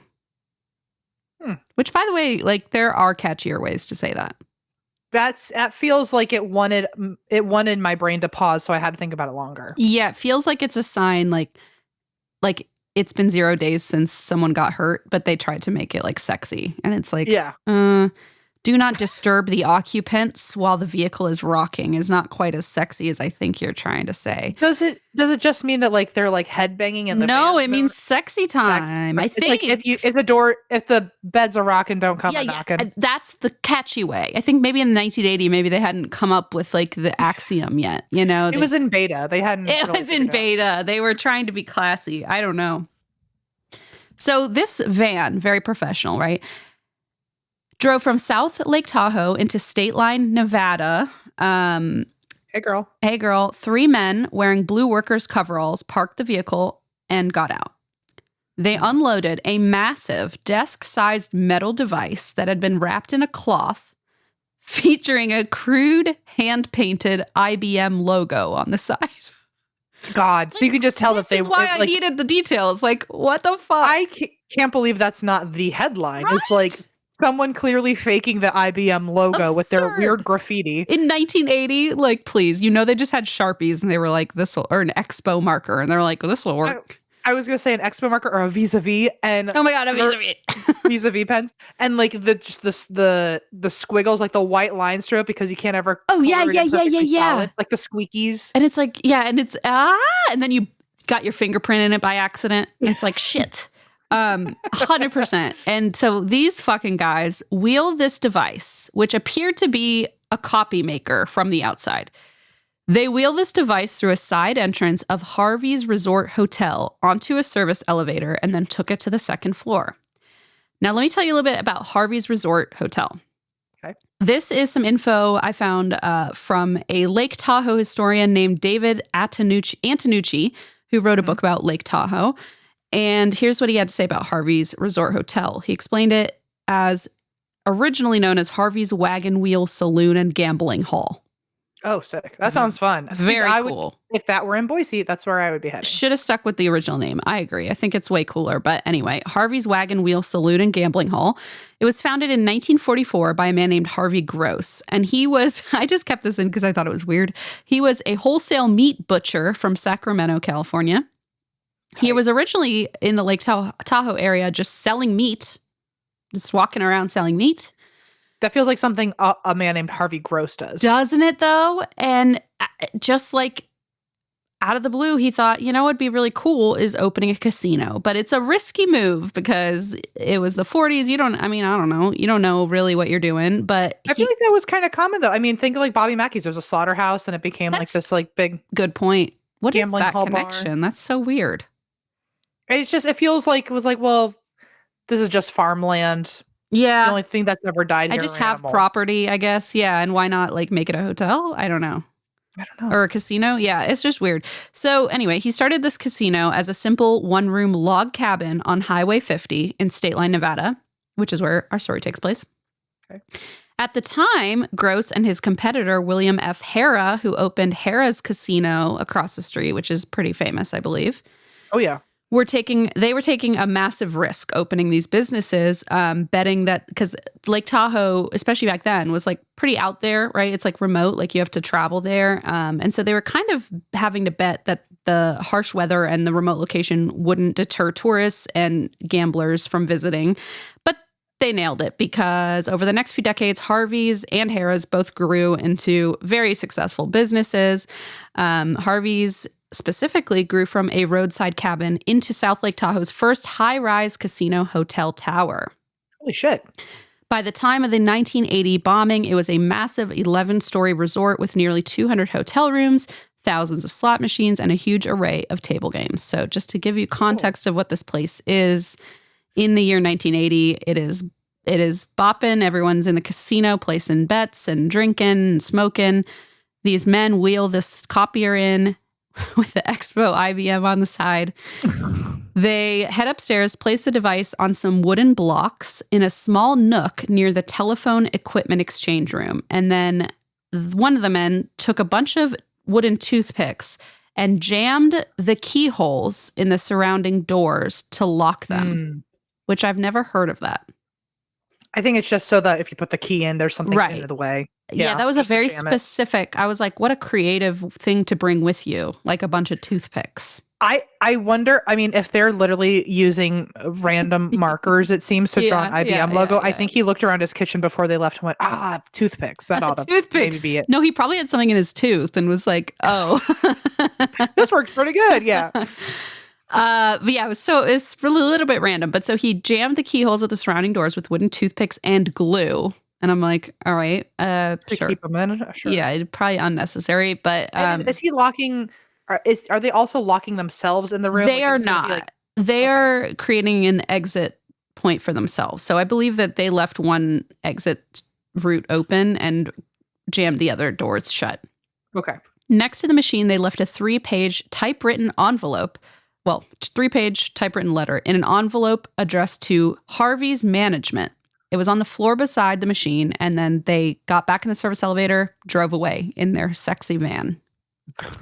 At approximately 6:30 a.m., and by the way, this was like sometime in the early morning, late night hours. So I think it was like 3, 4 a.m. So at approximately 6:30 a.m., graveyard shift supervisor Bob Vinson noticed the slightly open door to the telephone room and discovered the device in there. And he also discovered the tampered locks. And so immediately, right, red flags. Mm-hmm. He contacted the casino security supervisor, Simon Cabin, who had just so happened to have recently completed a letter bomb training course. Oh, did he? Did he? A letter bomb, he actually did. He did just happen to complete a letter. What is a letter bomb training course? Thank you so much for asking. Well, a letter bomb, sometimes called a package bomb or a parcel bomb, is just an explosive device that is packaged in a parcel or an envelope, and upon opening it, it's meant to explode. And so it's like a... Who's teaching this class? Why is this class even an option? That part I don't... And where can I take it?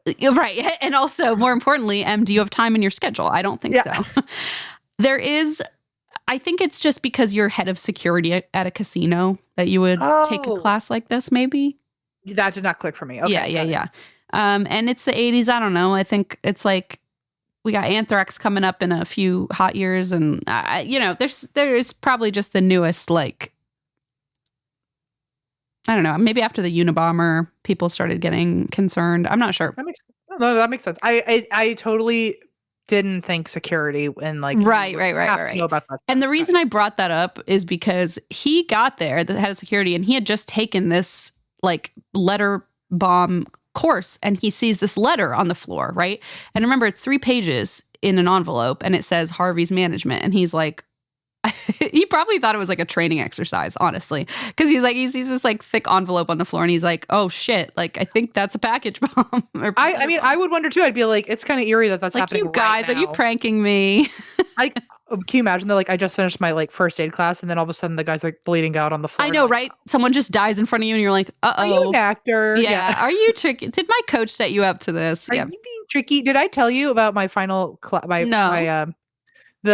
At the CPR first aid, I'm also doing a CPR basic life support, which I guess is different, but whatever. But at this class that I just finished, we had a final test at the end before we could get certified. And he literally said, "Okay, I'm just gonna I'm gonna leave, and then I'll come back and I'll pretend like something's wrong, and you guys have to all work together and save me." And he comes back. This dude did not tell us that 10 minutes away is Hollywood, and he apparently brought a gallon of fake blood. And he just walks in and looks like a full-blown victim of something. Holy shit! The whole floor everywhere. Like my notebook that I brought is like covered in like this like red syrup. Like it's this is why LA, like it's it's like Holly weird. It's very real. I'm sorry. Yeah. These people are nutty. They're like, let's add some pizzazz. He literally kind of like on his forehead, it was dripping off of him. It was like in his like on his leg, and his shoe was dripping it. And I was like, this guy fucking committed to the bit, because it really did catch us off guard, which is like what would happen in real life anyway. But I was as I'm looking him in the eyes and trying to like ask all the right questions and be like, I'm also like giggling because I'm like, you can't be fucking for real. Like this where did you go? Which costume store did you go to? And like, was there just a gallon of blood sitting right outside the door so you could do a quick change? Yeah, he probably pre-ordered it.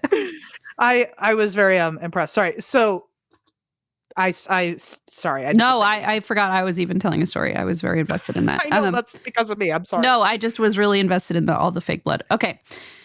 So let's see. So a letter bomb. He's looking at this. So Cabin goes, he arrives, he spots the envelope on the carpet. He says, "Everyone out. There's one man for the job. It's me. I took a letter bomb course. Okay. Everybody step aside. Everyone steer clear. I'm on it. Cabin and a responding sheriff's deputy procured a pair of wooden broomsticks to poke the envelope from a safe distance. Okay. That's protocol? Give it a poke? That's what I was going to say. Wait a minute. Didn't this guy just get fucking certified? And he takes a broom and starts poking it? I did that with the guy during my course too.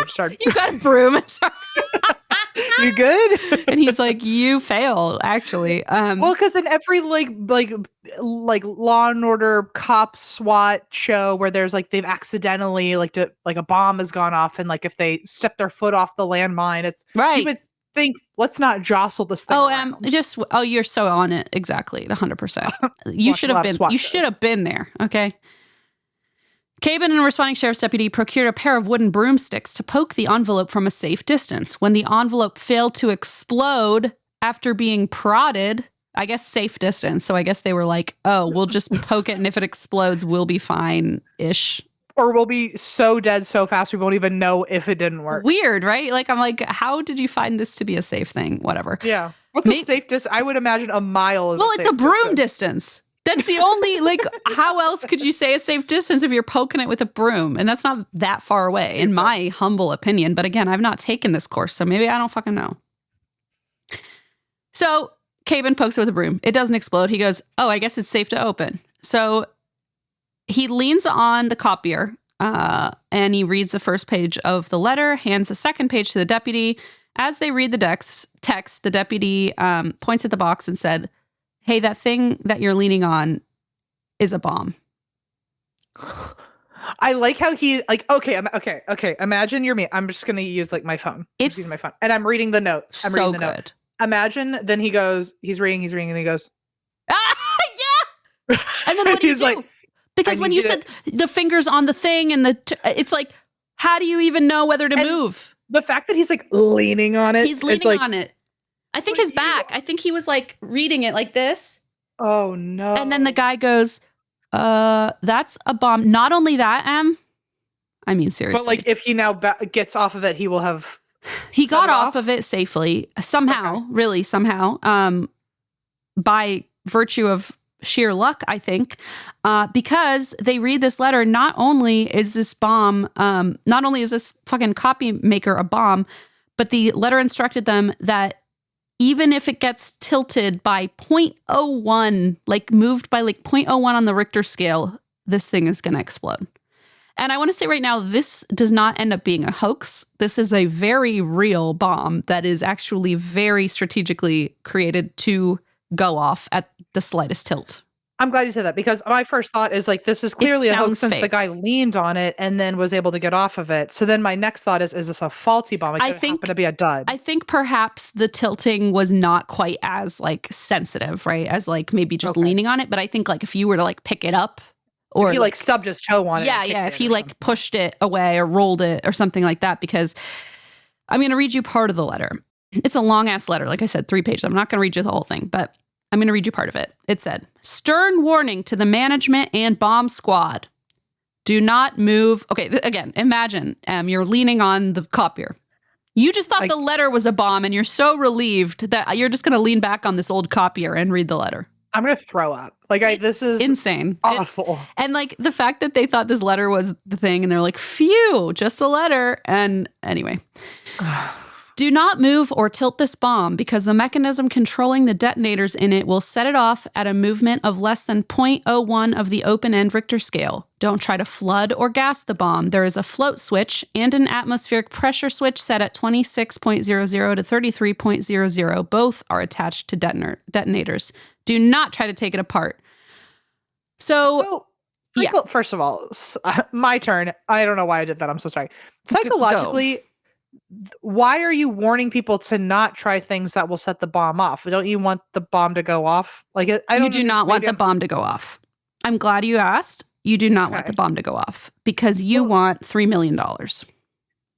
Oh, what? This is such a man's way to solve a problem. Like why? Okay, I don't understand the logic immediately. We could have just. Like they could, okay, whatever. It doesn't matter. Keep going. I'll pass your notes along to the, please, to the domestic terrorist that we have here.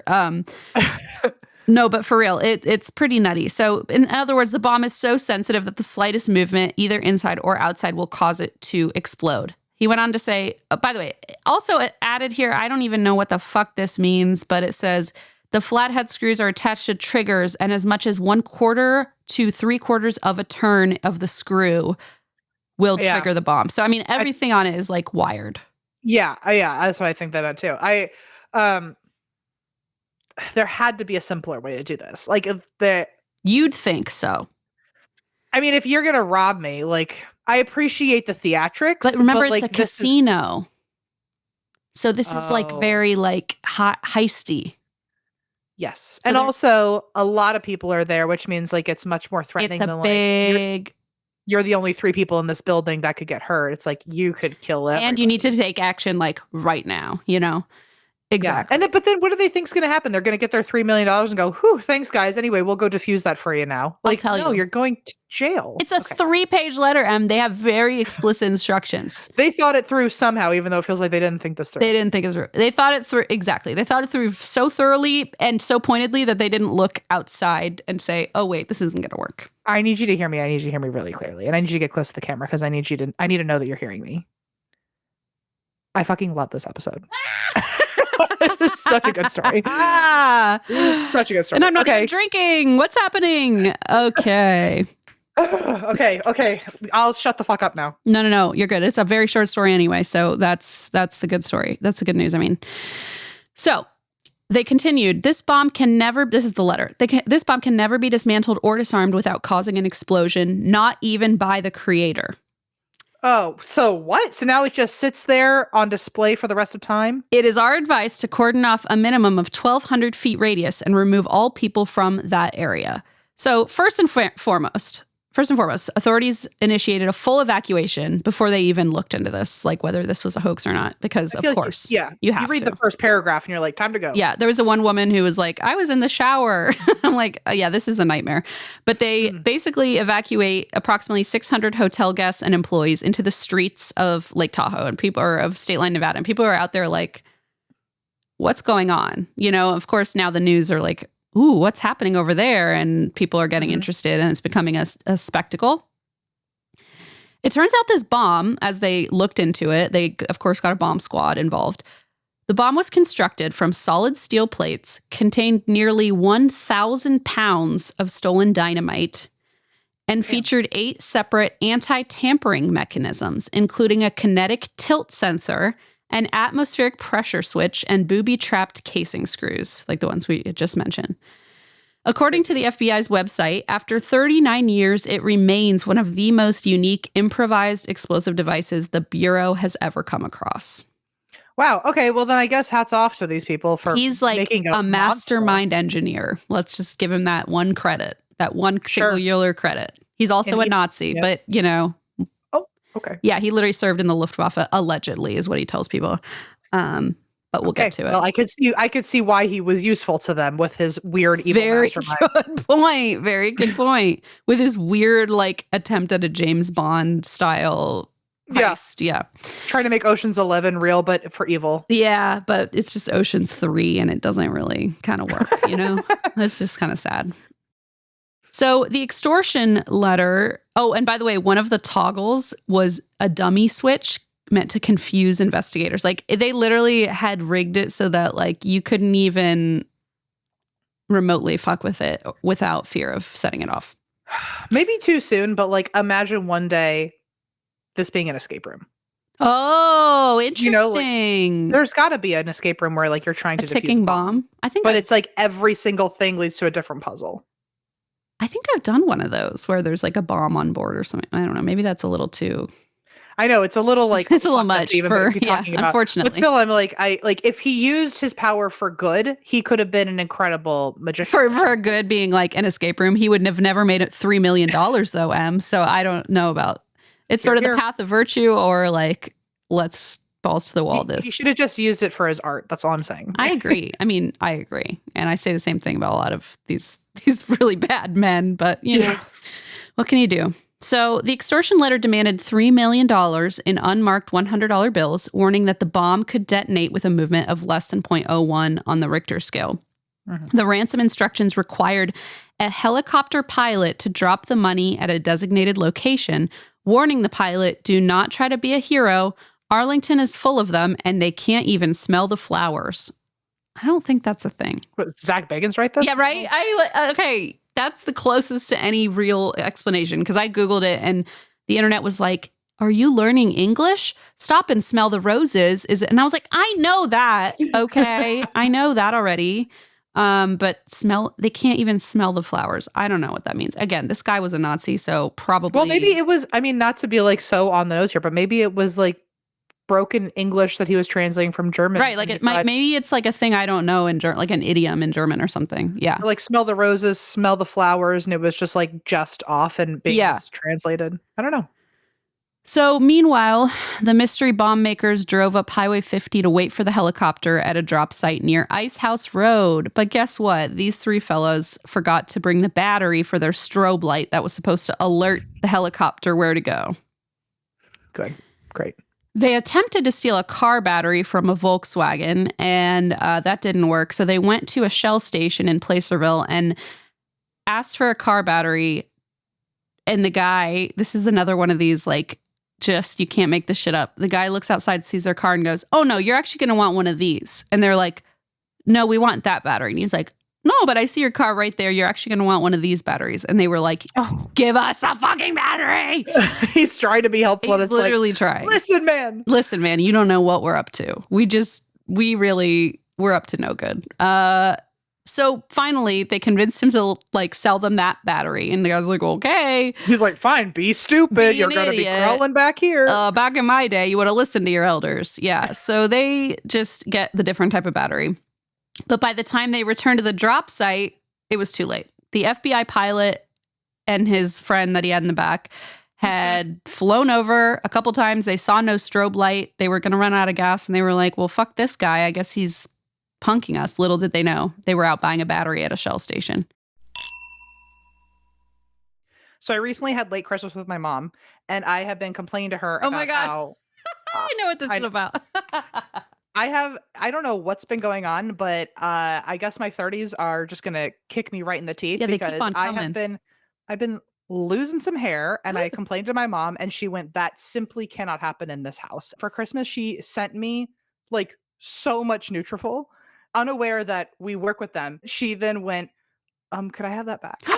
She was like, Merry Christmas, but I want it now. But actually, sorry your name was on that. That was a mistake. But listen, everybody, Neutrafol is the #1 dermatologist recommended hair growth supplement brand, and it's the #1 hair growth supplement brand personally used by dermatologists. I just know when my mother said, I've heard someone talk about it before and how great it is. And I went, yeah, it was probably me. Yeah. Adding Neutrafol to your daily routine is easy. You can order online, no prescription needed. It makes a great gift, as Em said. And we love it in this house and that house and Linda's house. So there you go. Let your hair be one less thing to worry about. See visibly thicker, stronger, faster growing hair in 3 to 6 months with Neutrafol. And for a limited time, Neutrafol is offering our listeners $10 off your first month subscription and free shipping when you visit Neutrafol.com and enter promo code DRINK. That's Neutrafol.com, spelled Nutrafol.com, promo code DRINK. Back in State Line, a carnival atmosphere emerged behind the police barricades because people were like drunk and on vacation, and a spectacle was to be had. And so, don't you know it, people started placing bets on when the bomb would detonate, if it would happen in a goddamn casino, and all these people someone is addicted to gambling, and they're like, I'll bet. It's like Kevin during the fire in the office. Oh, yes. And guess what? Like, they've just been kicked out of the casino, so they got to gamble somewhere. Might as well gamble on the streets and figure out when this bomb's going to go off. Now, this one is a little interactive for you because I'd like you to help me. I'd like you to guess because this is kind of your forte. Local teenagers, including 18-year-old Greg Davis and 14-year-old Rocky Young, set up a stand and sold $9 novelty T-shirts. And I want you to guess any of the phrases that could have been. It's like Lake Tahoe themed tourist T-shirts. Sure. I was scared there when you said my interest was local teenagers. Okay. And then I said it out loud and I went, oh, 2 teenage boys. And I said, you're good at this kind of thing. And like saying jokes like a teenager. And I'm like, that's probably rude. I didn't mean it to be rude, but it's like punny, you know. I was very into this part. So they started selling novelty T-shirts about the experience. Yes. And there's like a catchphrase. Yeah, there are a couple. So you can kind of guess. Well, actually, and then so they started it, and then a couple other people started selling shirts. Just, you know, these like what do you call them? Entrepreneurs. They see a problem, they see a gap in the market, they're going to jump in. It's something like I went to the casino and all I lost was all my money, I lost my luck at this casino or something like that. I don't know. Something about gambling. Think more about what's in the building. What is the thing in the building? Oh, because now this place is the bomb. Okay, you're getting there. Okay. I got bombed at Lake Tahoe. Okay. I had a dynamite time. Now that one I'd buy. That one. And then there was one more. Let me see. Oh, See, if escape rooms existed, then they would have profited. Oh, and by the way, these shirts, according to Stuff You Should Know, which I'll never call Things You Should Know ever again, I promise. Stuff You Should Know did this an episode on this, and they said that these shirts cost like $150 on eBay now or something. Oh, they still exist? They still exist. Don't you tell me that now that Trust me. Rocket Money's on my side and I have all this money in my bank account. Trust me. They're like, we saved you $30. And you're like, perfect. It goes toward my new fund, my new savings account for my new t-shirt. Yeah, I got bombed at Lake Tahoe. I had a dynamite time at Lake Tahoe. And then I survived the bomb. Lake Tahoe, August 1980, which I think I want that one. That one's cool, even though I wasn't there and did. I like a date on a shirt. I do like too. You had to be there. It feels really cool, especially if you're buying it from eBay, you know? Especially. So that's the fun facts that I had to go find because nobody wanted to talk about it. Honestly, I mean, you Stuff You Should Know did, but this is on the ground journalism. thank you so much, Em. Thank you. Okay, I'm not fucking kidding. The fact that you had to go searching for any interesting information. I mean, it's already interesting because it's a bomb at a casino, but someone is going to listen to this and now have It's like, why is so much more interesting of a thing to tell people later. like, right? Why is the FBI not talking about this? Also, who are the shitty journalists who aren't adding in like all the best fun No, facts they or something? are. That's the sources I had to go find because nobody else is like propagating the correct information. I see. Like, I see. Okay. I had to go find about Ricky and whatever his name is because the journalist wrote about it that day. They're like, this is such an exciting day. It's like the World's Fair, but for drunk idiots. And then like instead, the internet's like, and it was this type of bomb with this many screws. And I was like, okay, like fine. But I also want to know the t-shirt, the merch, the souvenirs. I 100%. Right? I'll let, yes. Souvenirs are one of my main concerns always. Always. You know, and especially in true crime when like it's usually like Yeah. not classy to actually That's have a any souvenirs rarity. from anything. Totally. This is a story that they were literally selling souvenirs. I'm allowed to be a little jazzed. a little Nobody bit jazzed. died. Remember that. Nobody died. And you know what? We used to be a proper country when like there was a story like this that everyone heard about and all the newspapers were talking about it. All the journalists were like, and then this happened and this and then this and this. And nowadays so many insane fucking things are happening minute by minute that like there's just like You not can't enough keep time up. to No. report the information. And it's not even as crazy anymore because you're like, it's all fake and made up in crazy town. Like, well, if there was a bomb at a casino, I'd be like, okay. Like I wouldn't even think about it. like, oh, phew.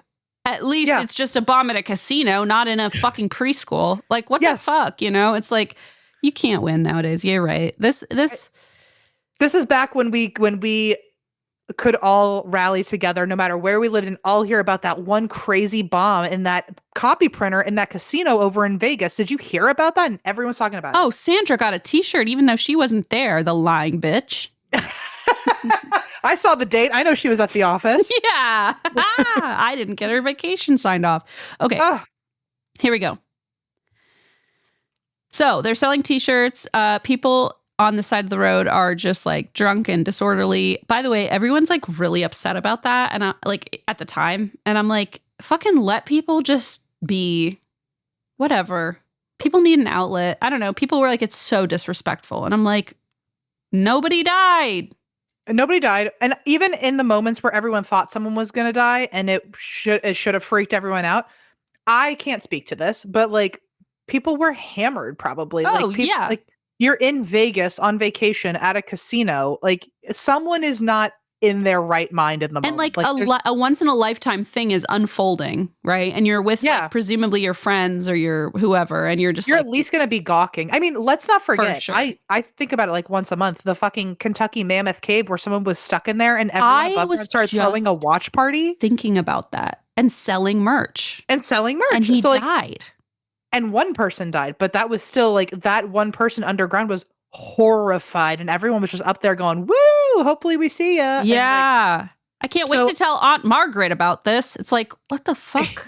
Yeah. And then he did die. Then the party at some point took a dark turn where everyone was like, oh, shit. They were selling hot dogs. Yeah. This is like, even if it's a little unethical, the people find ways to gather. I suppose. It's a very human response. And that's why I feel like we shouldn't just like immediately be like, how disrespectful. It's like, listen, they just got this shit scared out of them. They almost died, by the way. Like all their stuff is still in the hotel. they're here for a vacation. Now there's a bomb and like you're probably slap happy and drunk and like what the fuck is going on? It's 6:30 in the, well, maybe you're not drunk, but some people are drunk. 6:30 in the morning. As the day unfolds, people are getting drunker and selling t-shirts. I mean, I think of course that's what happened. I don't know if I condone it, but I understand. I can see it. Yeah, I understand of course. it. Yeah. So after more than 30 hours of analyzing the device, experts heard an internal whirring sound in the machine. Oh, fuck. Was it on a timer and now it's going off? I don't know, but they did determine at this point that they needed to do something. And they determined that manual diffusal was impossible, like the letter said. So what they decided to do on August 27th at 3:46 p.m., the bomb, with all these people on the streets drunk and watching, the bomb squad, they decided to attempt to render the device safe so what they did was they tried to detonate, you know what, it's like a controlled explosion. Like they wanted to just sever the connection to the other dynamite. And so they tried to just detonate a piece of it, like and sever the circuitry box so it wouldn't set off the rest of the dynamite. Obviously, this is above my pay grade, but in other words, they tried to do like a smaller controlled detonation. Yeah. I imagine a Wile E. Coyote would take a piece of dynamite and like stick it under like a cardboard box and it would just explode in the box. And yeah. And like poof. Yeah, exactly. They just wanted to cover it up and contain it. Yeah. It didn't work. Oh. The bomb's creator had anticipated that they would try to do this and had actually hidden and packed additional dynamite into the top of the box. Sinister. Which then triggered the detonation of the main payload and blew a 5-story crater into the side of Harvey's casino. Okay. It destroyed the building, destroyed the casino floor, caused an estimated $18 million in damages in 1980. And what floor was this? Because not to like get super dark here, but I'm thinking about 9/11 and like, did like the tower collapse? No, or like, it did not collapse. It went upstairs into, I believe it was one of the upper, because they did take a service elevator, but I don't think it was like the way top of the building. I'm not sure, but it did it destroyed the casino floor. So I'm assuming, and then it also created like a crater of 4 stories. So I'm assuming the casino floor plus the 4 stories above that. So somewhere in that somehow the area. foundation staged. Yeah. It didn't like fully crumble to the ground like a wrecking ball, but it did get pretty well destroyed. Miraculously, no one was injured. But imagine the drunk people buying their shirts outside and they go, oh. No, everybody started cheering and screaming like it was like a party. Oh, they had to be drunk. There's no way that everyone. Yeah. The only way you're not taking that seriously is if you're drunk. Okay, but no. So like I thought the same thing, but then I was like, no, if I were there and the adrenaline is high and like a building just explodes and everyone starts whooping and screaming and we all survived. And I don't know, I think I would just animalistically be like, woohoo. I don't know. I think it's just like a primal instinct. Maybe I'm just a freak. I don't know. But I'd be like, I think there's no right answer when you're witnessing a bombing. I mean, it's not like, oh, yay, I'm so thrilled that I just watched this building get exploded. But like, it's like a whoo. Yeah. And it's like a what the fuck is going on? Life is crazy, you know? More like that. Totally, and thank God they got us out of there. Right. Like, geez. So the explosion blew a 5-story crater into the side of the building, destroying the casino floor and causing an estimated $18 million in damages, though thankfully no one was injured. Following the explosion, investigators found a crucial clue when examining a June 1980 dynamite blast that destroyed a different part of the town. It was Wooden Truss Dry Creek Bridge in Fresno, California, and they determined that the similarities between that, the aftermath, they found like a bombed out area, and they recognized that was probably the same type of bomb. And because it was so specific, they were like, this must have been a test area where he was testing his bomb. And then, created the new one. Another major break came from Nancy Domenico, the owner of the Balajo Motel, who had seen these 3 men at her hotel it's a motel, had seen them at the motel and found them so suspicious that she actually recorded their license plate for future reference. So agents traced the van's license plate to a man named John Burgess Jr. And it uncovered that there had been a speeding ticket that verified the presence of his vehicle and his presence in the area during the extortion timeline, which is so fucking stupid that you got a speeding ticket to place you in the area on the day of your bomb. It's not like the first time that's ever happened, but I always love when it's just like something so random and it's so dumb. Catches you. It's like something you can prevent, right? Like, and you were speeding. You would think if you're on the lam currently, like you're going to be on your best behavior. And like, I know it's probably adrenaline, and you're just like speeding, and you're just trying. So like I get that, but like it's so stupid. You got to plan for that shit, man. Like you got to be careful. If you're gonna escape the law, you got to be careful, folks. Yeah, and I've always said that. You have always said that. Mm-hmm.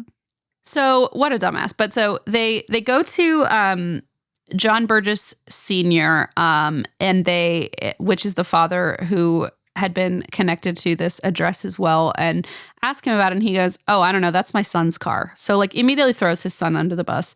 And his son is Junior, and he's the one who got the speeding ticket. The FBI also tracked down hospital records for this guy's girlfriend, Ella Joan Williams, who received treatment for a head wound she had sustained on the night of the botched ransom drop. Oh. Despite placing the suspects under surveillance, they couldn't really get enough evidence until that former girlfriend told her new boyfriend about the plot, and he called the FBI for the reward money and was like, "Hey, my girlfriend said her ex tried to bomb this casino. Now, can I have my reward money, please?" See, you can't go telling. You can't go yapping. It's not going to work. On August 14th, 1981, federal agents brought in John Jr. and his brother Jim to interrogate them, knowing that their father was the one who kind of was the mastermind behind this whole plot. Sure. The brothers confessed to the plot and identified their father, John Burgess Sr., a former millionaire, successful businessman. I believe he had inherited a business. I don't totally remember. He was a restaurant owner, and he also had a gambling addiction. Whoopsies. Okay. He had lost an estimated $800,000 at Harvey's casino alone. Yeah, that'll do it. Okay, There was that at least it like tracks with motive, right? 100%. There was one anecdote that was told on Stuff You Should Know where this one woman, and I don't know if it was the same girlfriend or a different girlfriend, but had described going to this hotel, and he was explaining like, I'm such a high roller and like all this stuff. And he was the type of gambler where he sat down and he just couldn't stop, and like he would win and then he would just keep playing until he was out. And his girlfriend, or whoever he took, this lady at the time, he was so in the red that they kicked him out of the VIP suite they had put him in. Oh, wow. And he was That's also embarrassing. Humiliated. And so all these kind of triggers, and then like, hey, this guy was literally in the Luftwaffe and an engineer, mechanical engineer, and had been held in like a Soviet war camp. I mean, and on our own property, got embarrassed in front of all of his friends. Got humiliated, and a girl that he brought, a woman that he brought, like exactly, like recipe for disaster. Of course, the sons tell the police, our father's been abusive our whole lives. He's very coercive. He makes us do things for him. And then, of course, like turns around and says, "Oh, that's my son's car. I go talk to him." You know, like he's just a shitty person and a shitty dad. They explain that, of course, the police look into this guy and they're like, "Oh my God, this guy, of course he has a vendetta against the casino. He is down. He lost $800,000 and he used to be a millionaire. Now he's like in debt, you know, and has this gambling addiction. It's desperation." The brothers detailed their father's toxic and abusive behavior. They said he frequently physically abused his wife. He used his sons as captive labor. He was the one who coerced them into stealing dynamite from a power plant. Jesus. Yeah, it's crazy. And they went to trial. Of course, this guy, John Sr., represented himself in court, because why not? And because they always do. And when he did that, he actually cross-examined his own sons. And oh God, it's the so torture. Dark. It's like, yeah, of course he's abusive. He hits them. He's a terribly abusive. And then it's like he cross-examined them in court. Like that's fucking low, you know? That's the fear low. tactic of because you know that you're gonna terrify them into saying whatever. You're just he tried to put them on the spot for this. Thankfully, they were like, no. Good. Okay, good. Well, they were adults, by the way. Sorry, I should clarify that. They were not like children at this point, to be clear. They were like young adults, I think. So he tried to like shift the blame by cross-examining them on the stand and saying that they were the ones who plotted the bomb. And it's like, you're the one who lost $800,000. Why would they be the one creating a bomb? Like, what the fuck? It doesn't even make sense. Investigators also revealed at trial that between the failed Tahoe drop, that explosion, and his arrest, he had already started working on a second bomb. Girl, like you can't take a break. And also, like, where was that one going to go? I don't know. I assume the same fucking place, but it's like the building still exploded. So maybe there was a Harrah's across the street. Maybe he went there. Maybe. But also, like, if he's that smart, wouldn't he think that once one bomb was out there that he'd be kind of getting looked at, or eventually someone would figure it out? No, he did not think anyone would figure it out. He could just be like the serial bomber. Yeah, I guess like the Unabomber. Again, maybe there's something there in the zeitgeist. I don't know, man. But yeah, so maybe he's just that desperate. He's like, well, at least the bomb worked. And at least now they know that it works. I mean, it does make sense that a gambling addict would be the one who did this, because like he's taken a gamble that he's taken a fucking gamble. You're right. They'll actually wire him the money. He's like pushed up between a rock and a hard place. It's like, what are you going to do? Like, desperate times, right? And like, of course, he's already a terrible person, so it's not like a far leap to include your kids in this nonsense and then things get out of hand. But the fact that you're building another bomb instead of laying low like weeks after or months after is just crazy to me, but whatever. Yeah. Okay, so he had planned to carry out yet another extortion attempt. Thankfully, they stopped that. His son, Jimmy, cooperated with authorities and led the FBI to a dry creek bed where his father had stashed the new dynamite collection. Good. I love Jimmy. I know. Jimmy's on top of it. He's follow me this way. He's like, I've been waiting for someone to ask me about daddy. Okay, I'm going to show you. I've been sitting here biting my nails waiting for Please let me show you his stash. And he showed him the dynamite stash. It was buried on in a dry creek bed. So John Burgess Sr. ultimately was convicted of multiple federal charges on October 22nd, 1982. He was sentenced to life in prison without parole, and he died of liver cancer at the age of 74 in 1996, which happened to be exactly 16 years and 1 day after the bomb detonated at Harvey's Resort Hotel. Wow. The end. It's a great story. Yay. Wasn't that wild?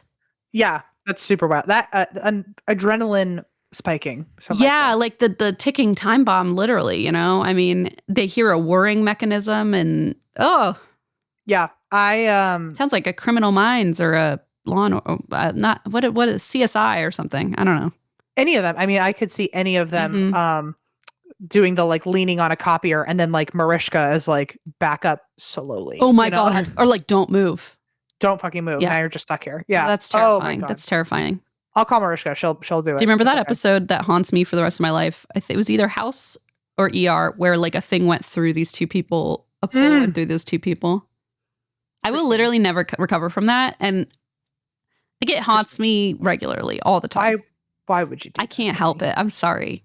It's a trauma. It's a trauma response.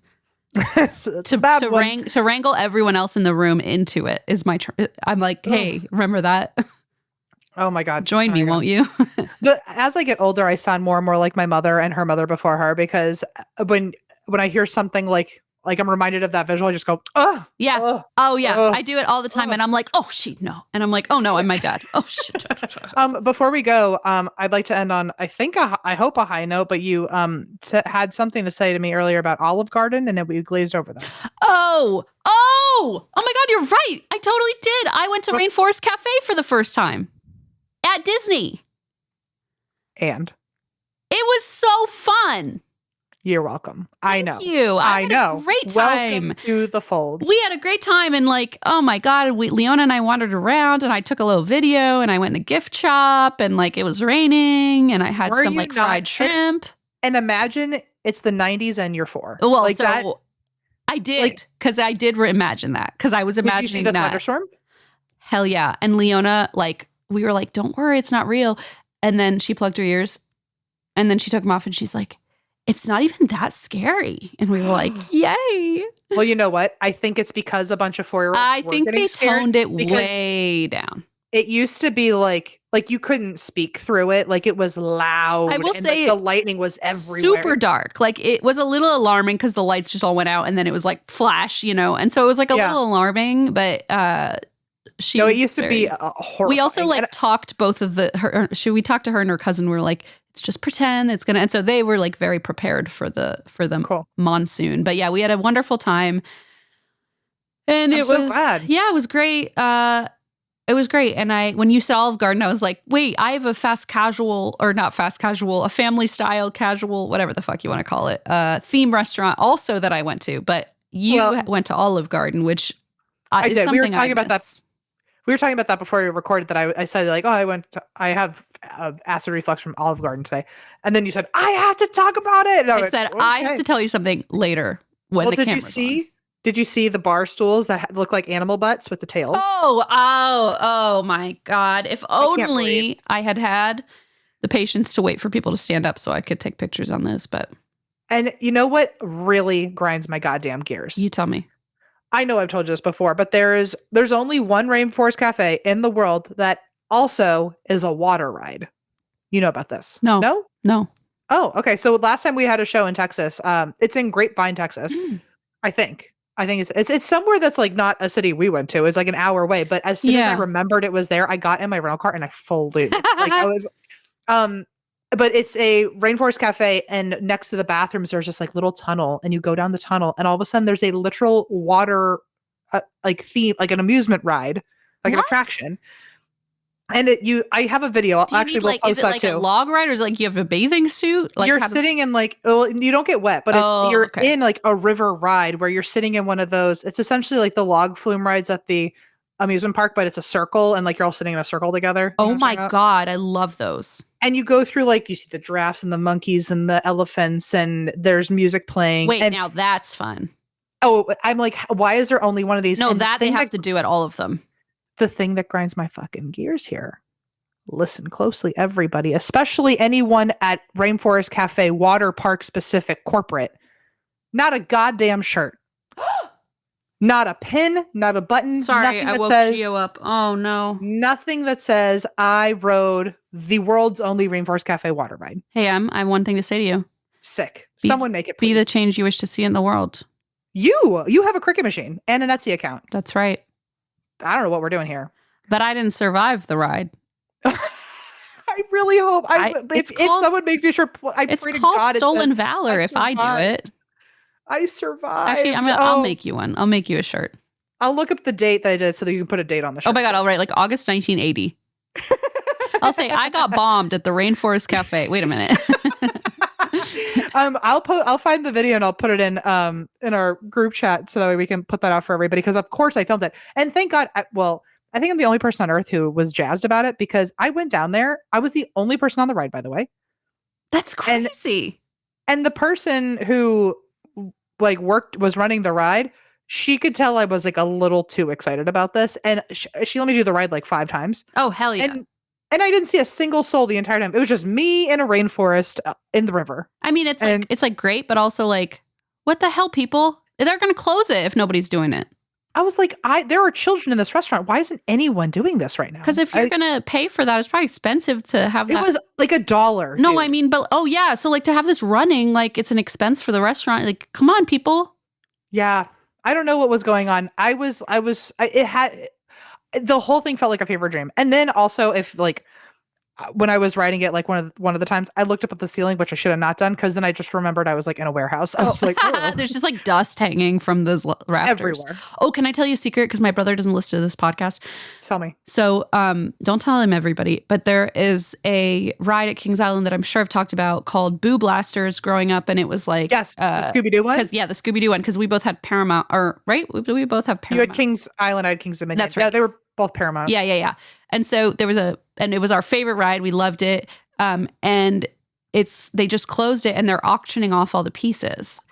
You have to get something. I'm getting my brother. I'm hoping to, but I have like a timer on and everything. And they have like 100 different items on there of just like random shit. Like they have the scoreboard. They have, shut up. all the like coffin, the glow in the dark, like heads that pop out of stuff. I mean, I'll send you the link because it's crazy. Please send me the link. will. Just to peruse. And the my auction God. starts in a few days, so I'm like, I have a timer set, but there's one that's like, because a lot of them are huge, and I'm like, my brother cannot fit like this giant coffin in his apartment, and I don't expect him to. But they had one small one, which is called it's called A Friend in the Kitchen or something, and it's a little rat. And he's like crawling into like a thing, and he has like the little target where you're supposed to shoot at him. And he's like kind of hissing. And I'm like, I want to get him that little rat guy from the auction. I don't know how much these things kind of auction for. I have no clue. Either shockingly high or shockingly That's low. exactly what I'm expecting. So. If there's a King's Dominion for some reason, ours shut down a long time ago. But if something happens to be King's Dominion on there, please I'm going to send you the link because I don't know because it's for the whole the whole like King, whatever overarching thing that is. Oh. And they have, I think like they might have other auctions on there too. Oh, so that's so fun. So let me send you that. But anyway, so that's the fun fact about. I'll go find my my Rainforest Cafe ride because obviously I filmed it for everybody. Yes. And we can post that. And I'm not kidding. I really need a shirt. If anybody can handle that for me, that would be super great. Yeah. It's called the River Adventure. That's what it's called. The Rainforest Cafe River Adventure. I Okay. survived the Rainforest Cafe River Adventure. Okay, this says Boo Blasters. Everything must ghoul. I can't breathe. I know. Oh, I'm simply just so joyous today. And Okay. on a Friday the 13th, it's a good day. It is a good day, but folks, don't go out there and ruin my time trying to get this rat, please. Don't. Yeah, no, don't jack up the everybody rally prices, together. please. Let's rally together. It's going to be as if everyone wants to just bid on these random dusty ass things from Kings Island. Like, wow, I know everyone's going to be scrambling to get. You know, to be precious though is if someone else bought it just to send to Zandy, so you didn't have to do it. Yeah, but That'd be see, cool. I thought about that, but then I was like, then we'd both be driving the price higher and higher, and it's like, who needs that? Nobody needs it. There was a Kardashians episode like that where both of them were betting on the same dress, and then it was very expensive. Oh, because they were. Oh my god! They didn't realize they were both. Because one of them my was trying to God. get it because it was like their dream dress, and the other person was And the trying to get it producers for. are like, tee-hee, and it's like, ah. Well, they were trying to do a nice thing because one of the sisters was doing it like for the other sister because she knew she would love it, and the other one was just like, this other bitch won't stop taking my dress. That's actually a very good like conceit for a show. Yeah. Yeah, I'm sending you one specific one that's like so funny, but like they're just wild and they're so janky because they're just like they said we're selling them as is. We just cut all the cables and put them in a warehouse. Oh wow! Oh, I'm so excited to look through this. And they Okay, have cool, the thank signs like exit and like no beverages on this attraction. And I mean that little log that like the lot isn't that 21. cute? Yeah, That little log. I mean that could be my Flamingo scroll. It could just be the ghosts just telling everybody what's going on. OMG. Well, if you want anything, I'm hopefully gonna pick up my little friend in the kitchen, my little rat. And so if you want anything, I'll pick yours up too. I appreciate. But look, Thank they have you. these like portraits, like the creepy like portraits of the people you're supposed to. I love this, And they all have like names, which like you wouldn't know when you do the ride, but they all have like like hyper specific names. Oh, his name's Kitchen Visitor. Kitchen Visitor. And he's like a little rat. You simply must. I know, purchase right? And he has like a little target, and he's like, oh, he's so cute. So I'm gonna try to get him anyway. I can't wait. Okay, well, good luck. Thank you. on your auctions. It opens in 4 days. Well, okay, I will see you. And everyone, thank you for listening to this very long episode, but happy Friday the 13th. Happy Belated. Friday, belated. And That's why we drink.